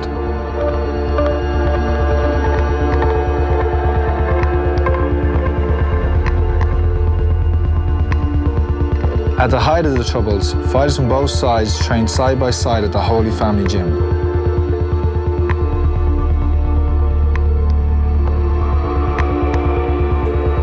Even in the Maze prison, paramilitary prisoners from both communities called on Jerry Story to start a boxing program. How the maze came about actually would have been with the educational authorities. They came out and told me that they had a problem, and the problem was that they were requested from the UVF, UDA, the loyalist side of the paramilitaries, and from the League of the Provincial ARA, and all they were on the other side. And it seems he said he had a strange request coming from the governor, that the prisoners on both sides had recommended me to come in and train them if I would. And they were asked to use all their charm, if we want to call it that, for to get me to go in and train both sides. The only thing that I was thinking about and concerned about was why me and why the cages just after the hunger strike. It was just finished for a couple of weeks, and I would have to go up and have a talk with them. So I went up to the cages and went in, and we had a talk say with the like of the loyalist end of it was Gusty Spence, Bobby Rogers, and the governor of the prison. They were with me. They were there, but when Bobby and Gusty came down, they insisted the governor wasn't to be included. They didn't want him in the cages, they wanted me. And they were as close as what we are. And the governor was as close as what we are. But whenever I spoke to them, I had to repeat everything back to the governor. So he was you were the standing. translator? I was a translator. And what he told me, I had to speak back to them. They weren't recognising him at all. I'm sure you must have felt a huge apprehension going in there and dealing with the likes of men like Gusty Spence or Big McFarlane and huge leaders of both sides in this divide. Andy, to be honest, that never gave me a second thought, because I knew what they were doing and I knew all about them, but I also knew what I was doing and I didn't care. It was all the same to me. I was interested in boxing. I was interested in Belfast and the people and what they were going through, and they were going through enough. So we had to get both sides together. Like throughout the book, there's several cases where you're able to go between both sides, across the divide, with almost, unarmed and feel totally at ease. Were you ever afraid for your life? I know there were three assassination attempts on your life, but did you never stop at any time and say, this is dangerous? No, never entered my head, Andy. What I'd done was, when it was only starting, was to keep the boxing going, and I went up to Old Steamer Green on the Shangle. He always had problems, even when there was no trouble, putting fights together. So I was going up and giving him a hand, doing the matchmaking, bringing my own kids, making sure the matches were all right, they weren't overmatched. Something what you know, what you've come through yourself. And I never stopped doing it. And when the troubles, when they came the same, I still kept doing the same thing. And that was it. Never asked anybody, and didn't seek permission or anywhere to go, just done it. And everything was hunky-dory there. Even when we did start doing that on the Shangle Road going up, there was a call came in that I went from it came from the Loyalist Army Council, Combined Forces, where they were concerned, and they wanted to have a meeting with me on a Sunday night. And what they did say was they would send an escort out to bring me in.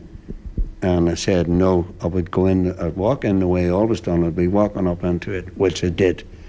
And there was a meeting, it was a good meeting, there was no problems whatsoever.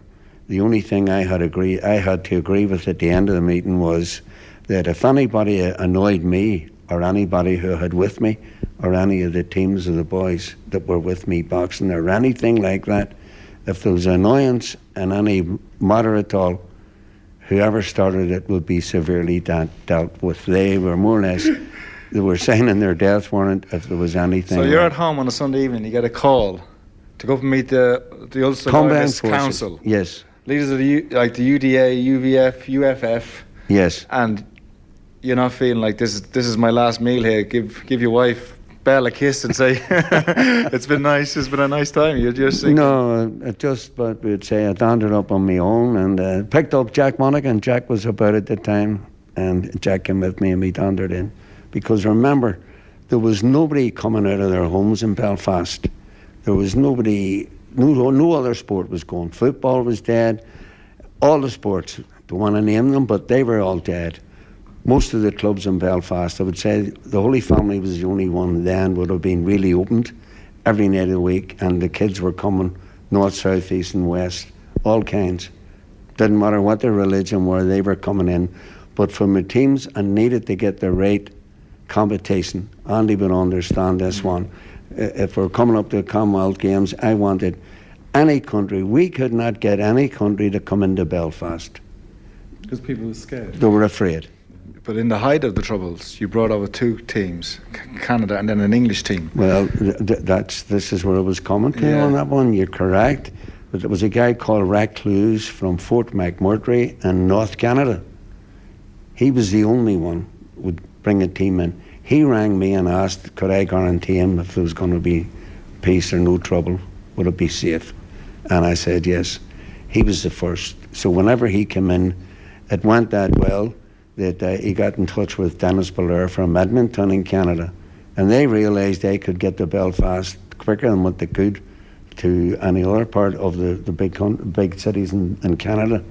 So that's the way it started. They came in, and then we got Italy. They came in with the team, and Poland. Poland was always pretty good. So they were happy. They came in. But it took a year's planning nearly for each one of them before they would make up their mind to come over. But they were all right. And then eventually we got Freddie Barr from London, but we had to hire a plane.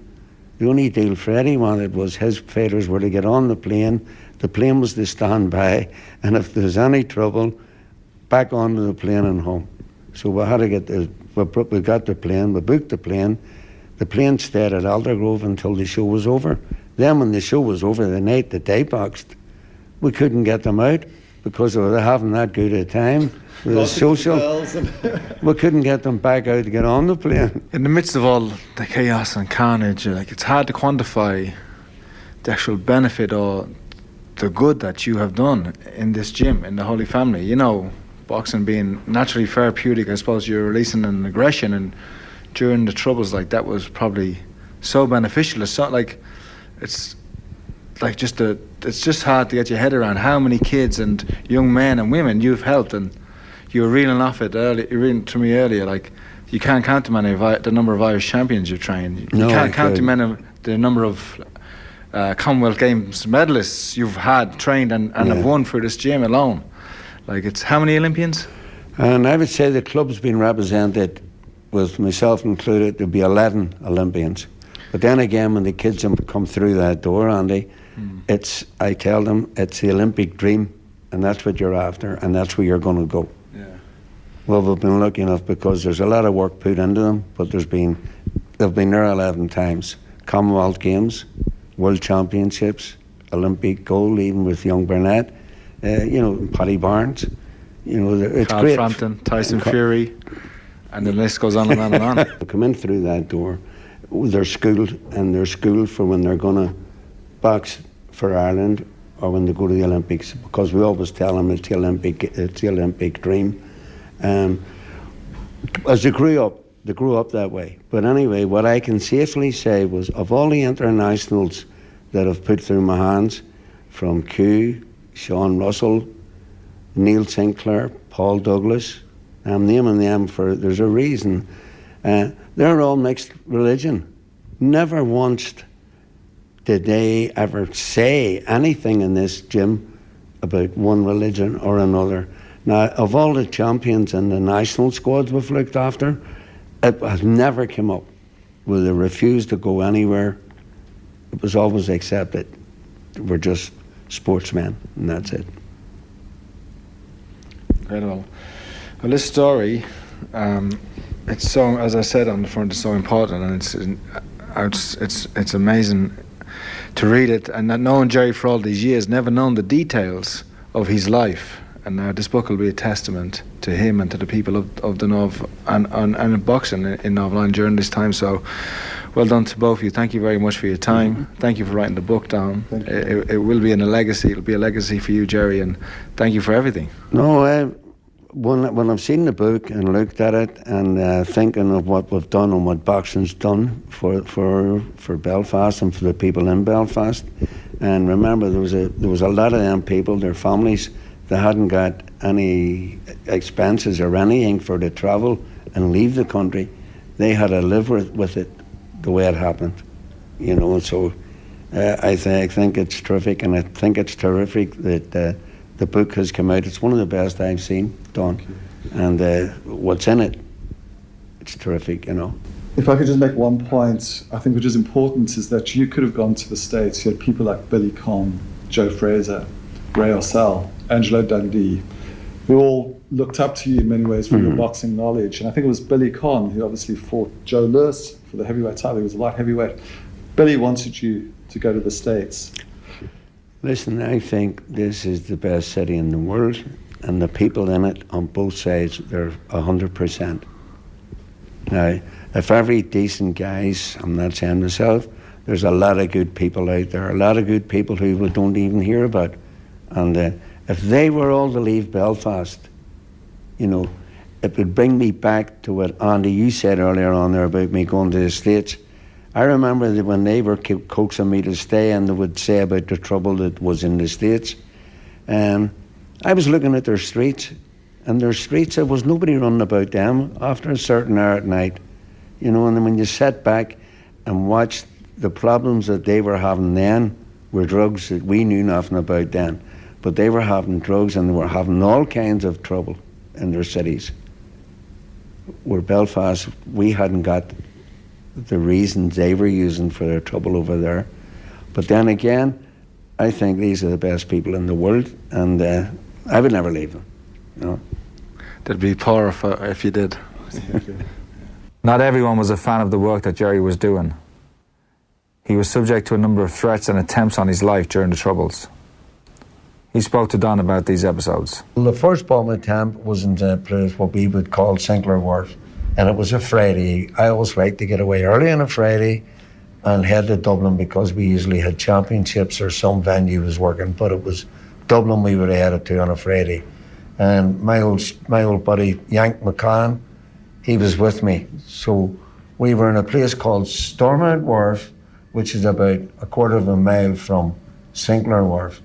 So we didn't know which one the trailer was going to be dropped where we would load the tobacco till we got the job done. So we decided to go round to Sinclair Wharf. We went round to Sinclair Wharf. We were sitting there for about 10-15 minutes when I got this feeling it could be back at Stormont Wharf. So we just got onto a truck, drove out. Yank was sitting in the back with me, back of the truck. We drove out, and before we got out through the door where we were sitting, went up in the air. There was a bomb planted at the tobacco cases beside us. So if you hadn't moved... If we hadn't moved, we would have been destroyed. We would have been killed in that one. The second one happened again in Sinclair Wharf at the top end of the wharf. And it was a day that I had promised to take Belle up to the hospital when I came home by 11:30 or 12 noon. I said, she asked me to take her up. So I said yes. But then again, done that much talking. On the phone at home, she said, Jerry, it's too late for you to take me down to the hospital. We'll have to order a taxi. So I said, look, jump in the car and come on down to me. Dawn, she had never been in the docks in her life. I said, come on down to the docks for me. It'll take me 15-20 minutes putting the load on. I'll take you straight up to the hospital, but I'll also wait until you're finished and bring you back. So she agreed. So Emma got down to the docks, but before I entered the shed, there was a guy called Billy O'Neill who worked with me at the docks, giving me a hand on the trucks. So he was running from door to door because he didn't know which opening I was going to come in through. He did spot me, and I got out of the car and he's squealing and yelling, Jerry Story, don't go near your truck. So I decided, right, what could you do? I got out and I said, what is it, Billy? He says, Jerry, there's a bomb under the wheel. So if that hadn't went off, Belle, first time ever in her life in the docks, she could have been killed with me because the car wasn't too far from where the bomb was. The third bomb would have been after I had left the docks, went to the Sports Council to work. So that morning I was leaving Jerry down to the docks, the young son, and he asked me to come in. He says, come on in, was what we would have said then. Come on in, Dad, for a bit of crack. I said, okay. So I went in.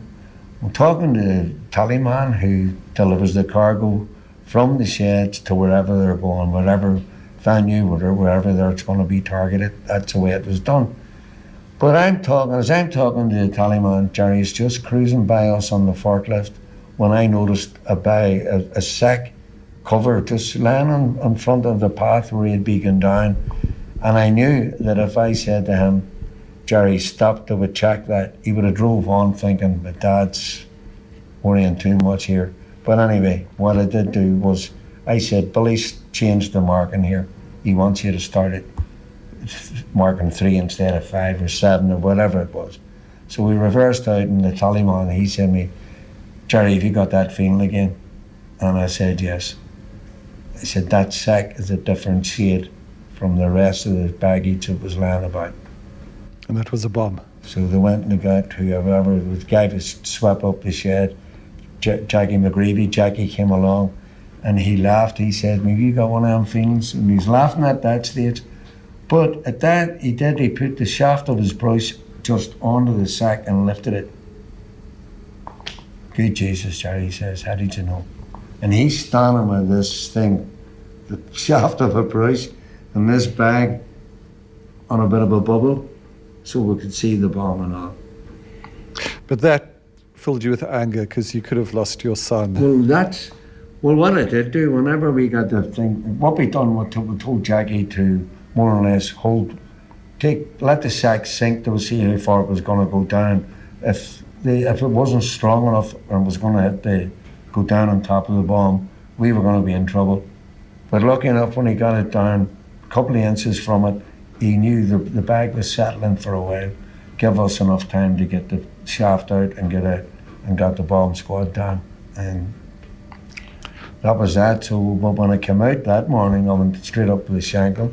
Harry Burgess was up in Rumford Street, and I went into Harry and I said, who was a leader of the... He was the organizer. He'd been one of the top men in Rumford Street with the, if you want to call them, the loyalists. But Harry, when I told Harry what happened, he couldn't believe it. He says, "Jerry, I can't believe this." I said, "Harry, that was the third one, but it was the son." So when he realised, he said to me, "We're within the docks. Deep sea docks would be mainly the Protestant. I know that, if you want to call it, if you want to say it that way, and the deep sea would be mostly Catholics. 99.9 both sides, you know. But anyway." And you moved between the two sides? I moved, that no problem. I didn't care. I was always moving both sides anyway. But the bottom line was, where that was concerned, he said that they could control the cross channel, the Robbins controlling the deep sea, and anybody could move in or out of them. But he was amazed that would have happened, but he said, leave it with him, but there was never no more bomb attempts. Do you think it was people who wanted to kill you because you were doing good work and giving peace and harmony, and they didn't like that? Well, I was disturbing what they were doing, and people was in harmony on both sides. Any time I went anywhere, the crowds that was there and the way things was going, somebody didn't want the harmony. They didn't want that at all. But each assassination attempt, it didn't impact on you. You were going to continue your work. Well, that's, as far as I was concerned, that was Belfast, and this was happening. But they weren't stopping what I was doing, no.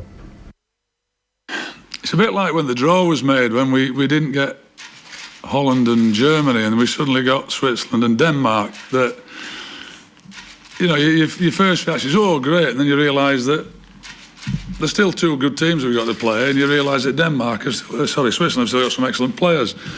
But if you're going to analyse a game and try and counteract Shaqiri, I think he's pretty difficult to do that, because he can drift out of the games, and then he's got that wanderlust, that wonderful. He wanders about the pitch, and suddenly all he does, he explodes and he does something magnificent. Well, you can't. It's hard to predict that, and it's hard to counteract that. So maybe it'll be easier to. Not suggesting for 1 minute the player that plays is any less than him, but I don't think he'll be the same that does that off-the-cuff stuff that you're just not expecting. Yeah, I was buzzing. He's a good player, isn't he? He's one of them names that you look out for. And when I heard the news he weren't playing, yeah, I was buzzing. There's no two doubts about it. Yeah, I'd like to play poker with Dave McGoldrick. Anyway, let's get into the football. Robin Carrel is a Swiss journalist who joins us now. You're very welcome. How are you? Fine, you? I'm very good. You were a bit taken aback by the translation that the Irish papers have done on some of the Swiss footballers. Yeah, especially coming from Jan Sommer. He should have said Ireland play a very unpleasant style of football. That's not the kind of guy who can say that. He just say Irish players are strong, are physical, and like to score goals from corner or like that. Yeah. It's impossible. Jan Sommer tell something like that. So he didn't say we're unpleasant or evil. He said we're going to have to be evil tomorrow because that's a different quote. That's from Akanji. Yeah. But like it's just on the back of the Irish Independent. Ireland play a very unpleasant style of football, is what Jan Sommer is saying. You're saying that was a misinterpretation. That's not an accurate translation. Totally. It's impossible. No, Jan Sommer is the nicest guy in the world. It's like Roger Federer, but nice, more nice again. Right. Wow. No. And I'm not mad about what Akanji said. We don't have Shaqiri. We have to find something to score goals. We have to change a little bit something, and we have to be smart for one time. Well, I'm sure Mick McCarthy is reading out these quotes to the Ireland players today, saying that you can put that in the locker room and try to. No, seriously, I don't understand. How can you start from what said Jan Sommer making that? And Irish player, he didn't say that. Be quiet. You were there when he said it, were you? You were at the press briefing or whatever it was. It was just out of the training. He said, Irish is a good team, like every football player will say they are a good team. No, he can't say that. Very unpleasant style of football. It's just quite different. What is going on with Xherdan Shaqiri? Good question. I think he's a little tired in his head. For football players, he earns a lot of money. He's a star, but he played like 96 minutes since February. He wanted to go. He wanted to play somewhere else, just to play football. That's what he likes. And now he played just like 5 minutes in Burnley. And he's tired of that. He wanted to go, but when you are in Liverpool, you win titles. You are with Jurgen Klopp. You have a crowd incredible. It's difficult, and now he's quite tired in his head. It was a long summer. He was injured again and again after Nations League, where we lost 2 in a row, but we were not that bad, and I just think he's tired mentally. Because Pekovic came out and said that the relationship isn't amazing at the moment between the player and the manager. Like, you look at Liverpool and you look at the likes of Sadio Mane playing African Cup of Nations during the summer. Like, you look at Firmino. Like, you can go through all that team, and they've all had a lot of international commitments. They've all played long seasons last year. Yeah. But the idea that Shaqiri is tired, or that this is the reason why he's sitting out international duty, just doesn't sit right. That there has to be something a bit more here. Yeah, for sure. And he's under pressure in Switzerland as well, because he's half from Kosovo. And some populist newspaper put some pressure on him on every time. You remember in the World Cup, we make eagle with his head? Yeah. It was a big problem in Switzerland, but in Switzerland, more than half of the population have roots from other countries. So we understand. Just a newspaper like, I don't know what your newspaper, the most populist and tabloid you have, but or it's called Bleak, and they put a lot of pressure on that. And it's the same on Granit Xhaka, I'd imagine. Yeah, exactly. And I'm pretty sure Shaqiri came back in Liverpool and hoped to play in the start of the season, because Mane was in the African Cup, and he came back very late, and he only have 16 minutes since the start of the season, Shaqiri. I'm pretty sure he wanted to play, he wanted to show he can play in Liverpool, but he has no chance. Is the newspaper coverage representative of Swiss football and the fans in Switzerland? Is there a big division in terms of how they view the likes of Xherdan Shaqiri and Granit Xhaka? That's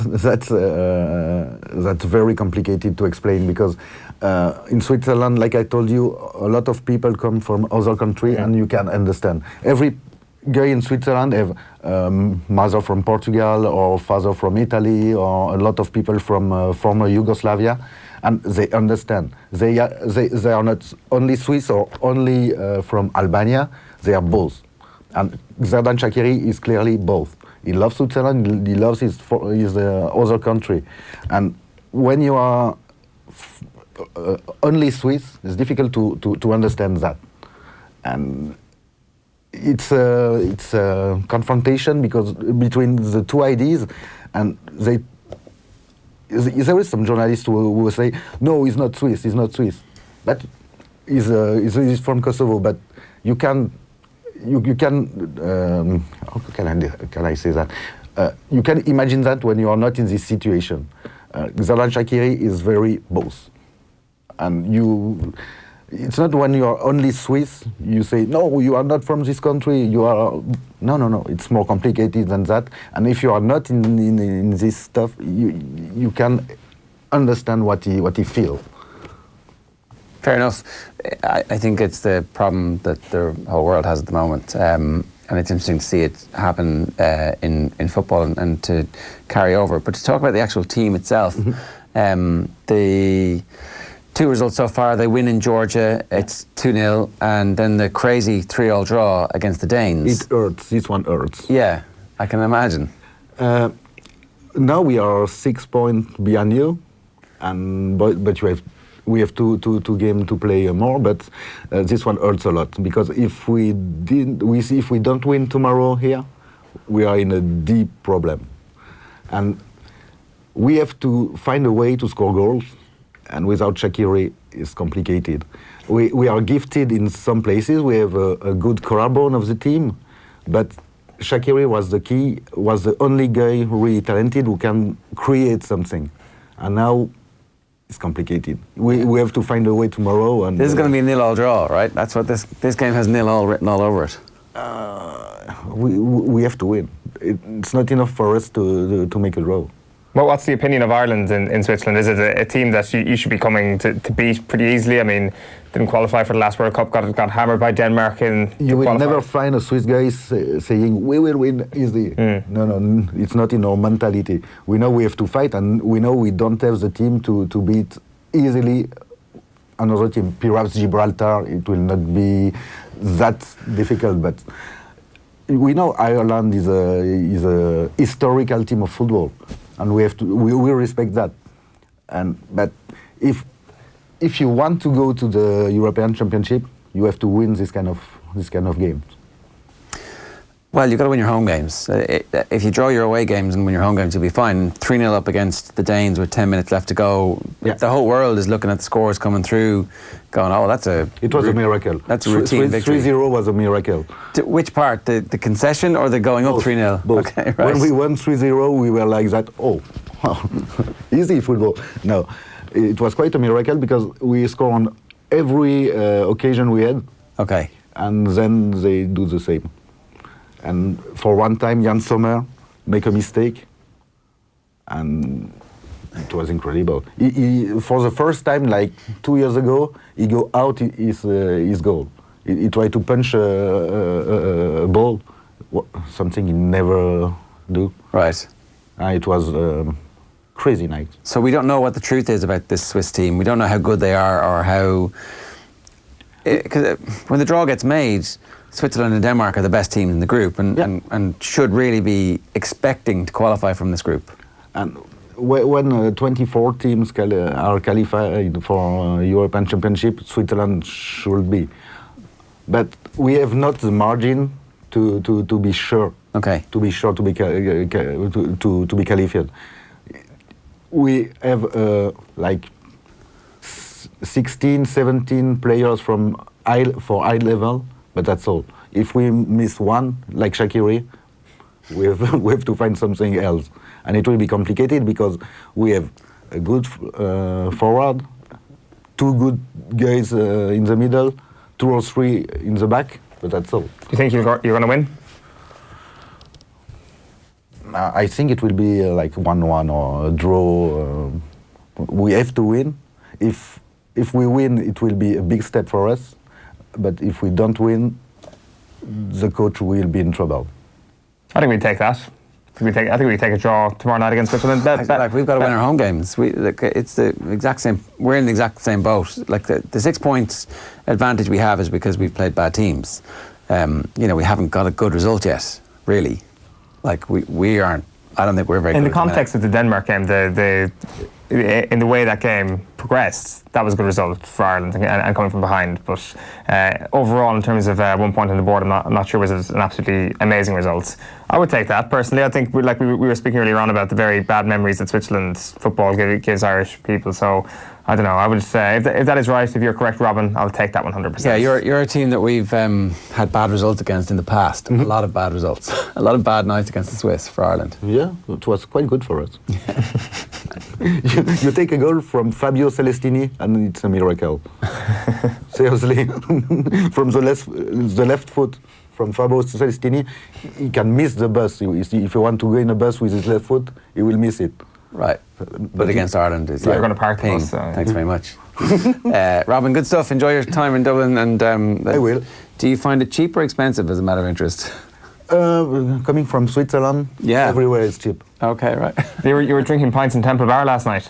Not Temple Bar. All right. We stay in a bar. We never are able to go to Temple Bar. All right. Okay. Try and avoid it. Well, if you want to feel at home and pay Swiss prices, then Temple Bar is exactly the place for you. Okay. You were here on Good Friday a couple of years ago? Yeah. For that friendly? Yeah. Yeah. But we are able to drink in Good Friday. Turns out we all can now. Yeah. They were the teams there. Kieran Clark, Ireland beat, and we won 1-0 that day. Yeah. Right. Not a bad team we had out. Not an amazing team, but not a bad team. Where is Orion, the guy from Aston Villa? Horan. Horan wasn't there. Yeah. But he will be playing for Ireland on Thursday night. Yeah. Oh no, for sure. Robin, good stuff. Thanks very much. Thank you. Okay, so here's some more Big Mick at the press conference yesterday. Have a look. OTB AM on OTB Sports Radio, Ireland's first and only sports radio station. Join Bruce Betting now for a risk-free first bet up to €100. That's right. New Irish accounts can enjoy a risk-free first bet up to €100. So if your first bet loses, we'll refund your stake with a free bet. Now that's giving you more. Bruce Betting. In store, online, and now on your phone. T's and C's apply. Please gamble responsibly. See dunlewy.net.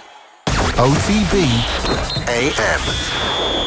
I still think we're getting our critics, I seen Garth Crooks talking the other day, saying that we're down and we're rubbish, he ain't seen nothing, I ain't got a clue what he took that morning, but he needs to think that we're not ordinary, we play a different way, a different style, and I think we've come with the same philosophy that we've used from the Championship, and I think we need to get a bit of respect for that. We ain't changed for no one, and we've got a few results, and listen, it's going to be a long season, we're going to have ups and downs, there's going to be games where we get beat and we walk off the pitch and we just got to hold our hands up, but I think, we've at home we can give teams a lot of problems. I think we'll see that throughout the season. Poor misunderstood Garth Crooks after that time he had sex with Sven-Goran Eriksson on TV, according to Damon Dunphy.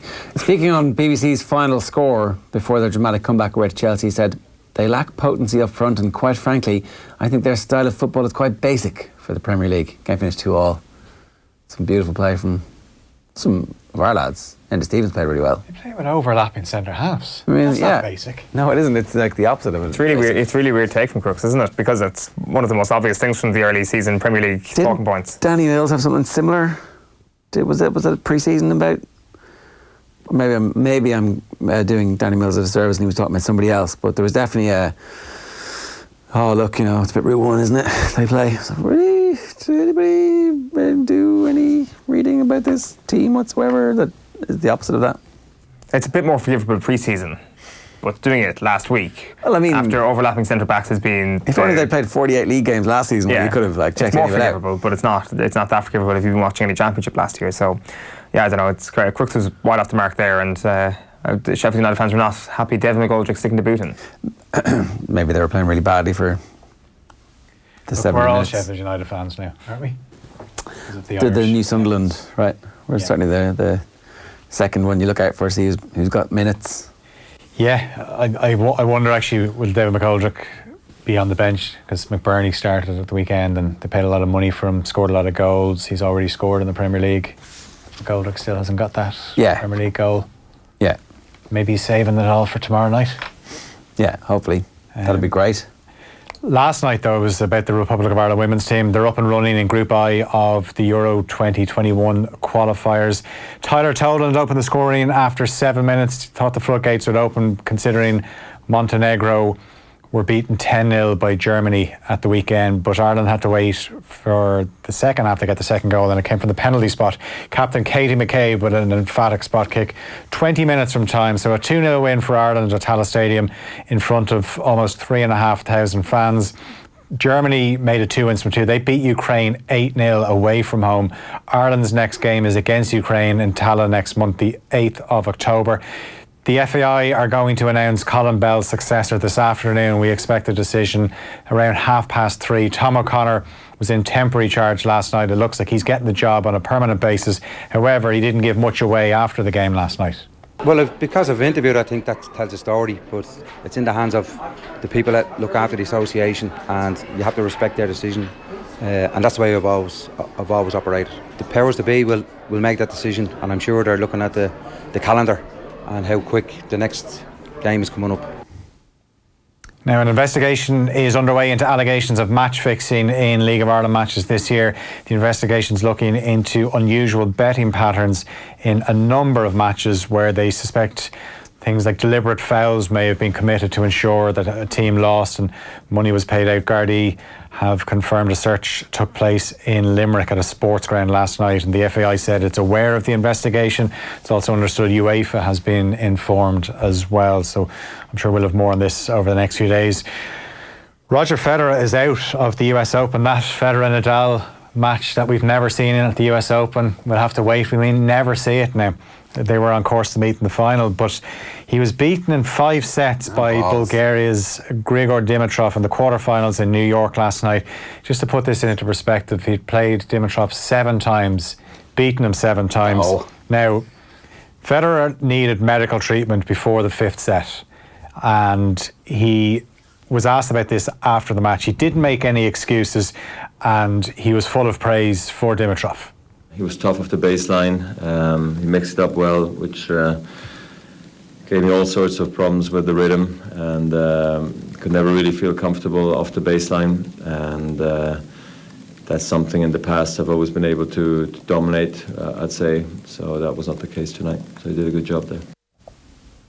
Now, he was asked about the neck/back injury, and he just pretty much said nothing on it. And for what he didn't say, said a lot.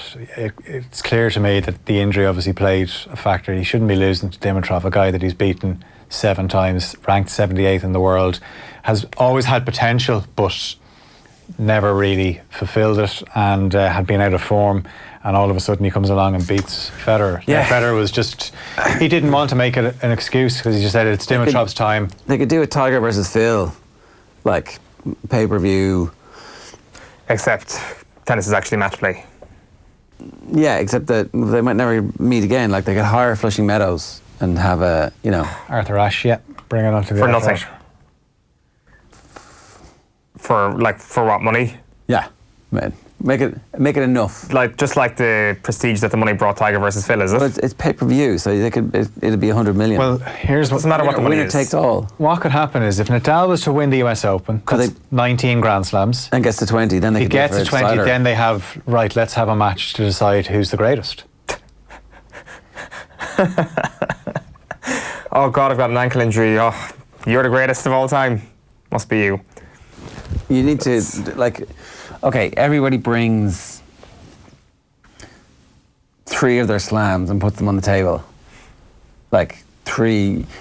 Then it becomes like Triple H walking into WrestleMania saying, "I've got my all my different belts going on the line, and I will retire from wrestling." That's exactly if what you we beat need. me." A wrestling analogy. Anyway, Dimitrov. There would be more honor in what the WWE do than that idea. It wasn't supposed to be honor. It was just supposed to decide who was the greatest of all time. I mean, it's a... Put them in Hell in a Cell, Federer versus Nadal. Let's do it. Yeah, there has been other matches in WWE where the casket, they basically you could bury someone's career. Yeah, the Undertaker got buried alive. Did he? Yeah, and then he came back to life. Okay. Mysteriously. Dimitrov will now face Daniil Medvedev, who saw Stan Wawrinka in 4 sets. And not a great night for the Swiss tennis players. And it was Wawrinka who had said that maybe people shouldn't be looking at that Nadal and Federer final just yet. But yeah, he opened his mouth too soon, didn't he? Yeah. Serena Williams, though, is certainly in the driving seat to win a 24th Grand Slam and a 7th US Open title. 44 minutes is all it took for Williams to see off Wang Qiang in her quarterfinals. She'll face Elina Svitolina in the last four. Svitolina beat Johanna Konta in her quarterfinal. Rory Gallagher is the new manager of the Derry senior footballers. The Fermanagh native and former Donegal coach takes over from Damien McRae. Gallagher's management team will include the former Derry All-Star Enda Muldoon as well as Kieran Mina. Jack O'Connor is the Kildare senior football manager. He was ratified in a 3-year term. He's going to be joined by Ross Glavin and Tom Cribben. And Clare have confirmed that Colm Collins will manage the Banner into a 7th season, which will mean that he is the 3rd longest serving manager. Behind Mickey Hart and Jim Gavin? Yep. Oh, it's not bad. Good, exalted company. And obviously he's done a great job over the years. Phil, good stuff. Thanks very much for that. Thank you. Kenneth Egan's been in touch to talk about the Jerry Story in our Boxing in Belfast documentary. An amazing man. You can see that documentary in full on YouTube. We'll make sure that it goes up a little bit later on today, and we'll put you in the direction of it if you missed any of it. A reminder, you can still enter our competition with thanks to Dove Men Plus Care. This is a money can't buy prize. You can join the IRFU kitman John Moran as he prepares the dressing room for the Irish rugby team ahead of their final training session before the big game on Saturday. We'll also give you a pair of tickets for the game against Wales at the Aviva the following day. All thanks to official partner Dove Men Plus Care. Share the show wherever you're watching or listening to OTBM this morning and tell us who started at out half in Cardiff last weekend. Use the hashtag #OneToughJob and we'll announce the winner later on. Now, we had a pair of tickets for Ireland Switzerland to give away this morning. We asked you to tell us who scored in both of Ireland's defeats in the Euro 2000 qualifiers for Switzerland. Hakan Yakin. Hakan Yakin. Remember his brother as well, Murat Yakin, the centre half. Yeah. Yeah, there he is. Oh, there's going up against Roy Keane. No backward steps. He was a good player, wasn't he? We had a good team. We had a very good team. Right. Do I have a winner for that? I do. Rob Cullen. Yeah, good man yourself. If you're heading to our roadshow tonight with Roy Keane and Gary Neville with thanks to Cadbury's, then get there early. It's going to be a great show and enjoy that. We'll be talking about that, no doubt, for weeks and months to come. And we'll be back tomorrow at around about 7:30 a.m. on all of our social channels and, of course, on the Go Loud app. We'll see you tomorrow. Good luck. OTB AM. This is OTB Sports Radio.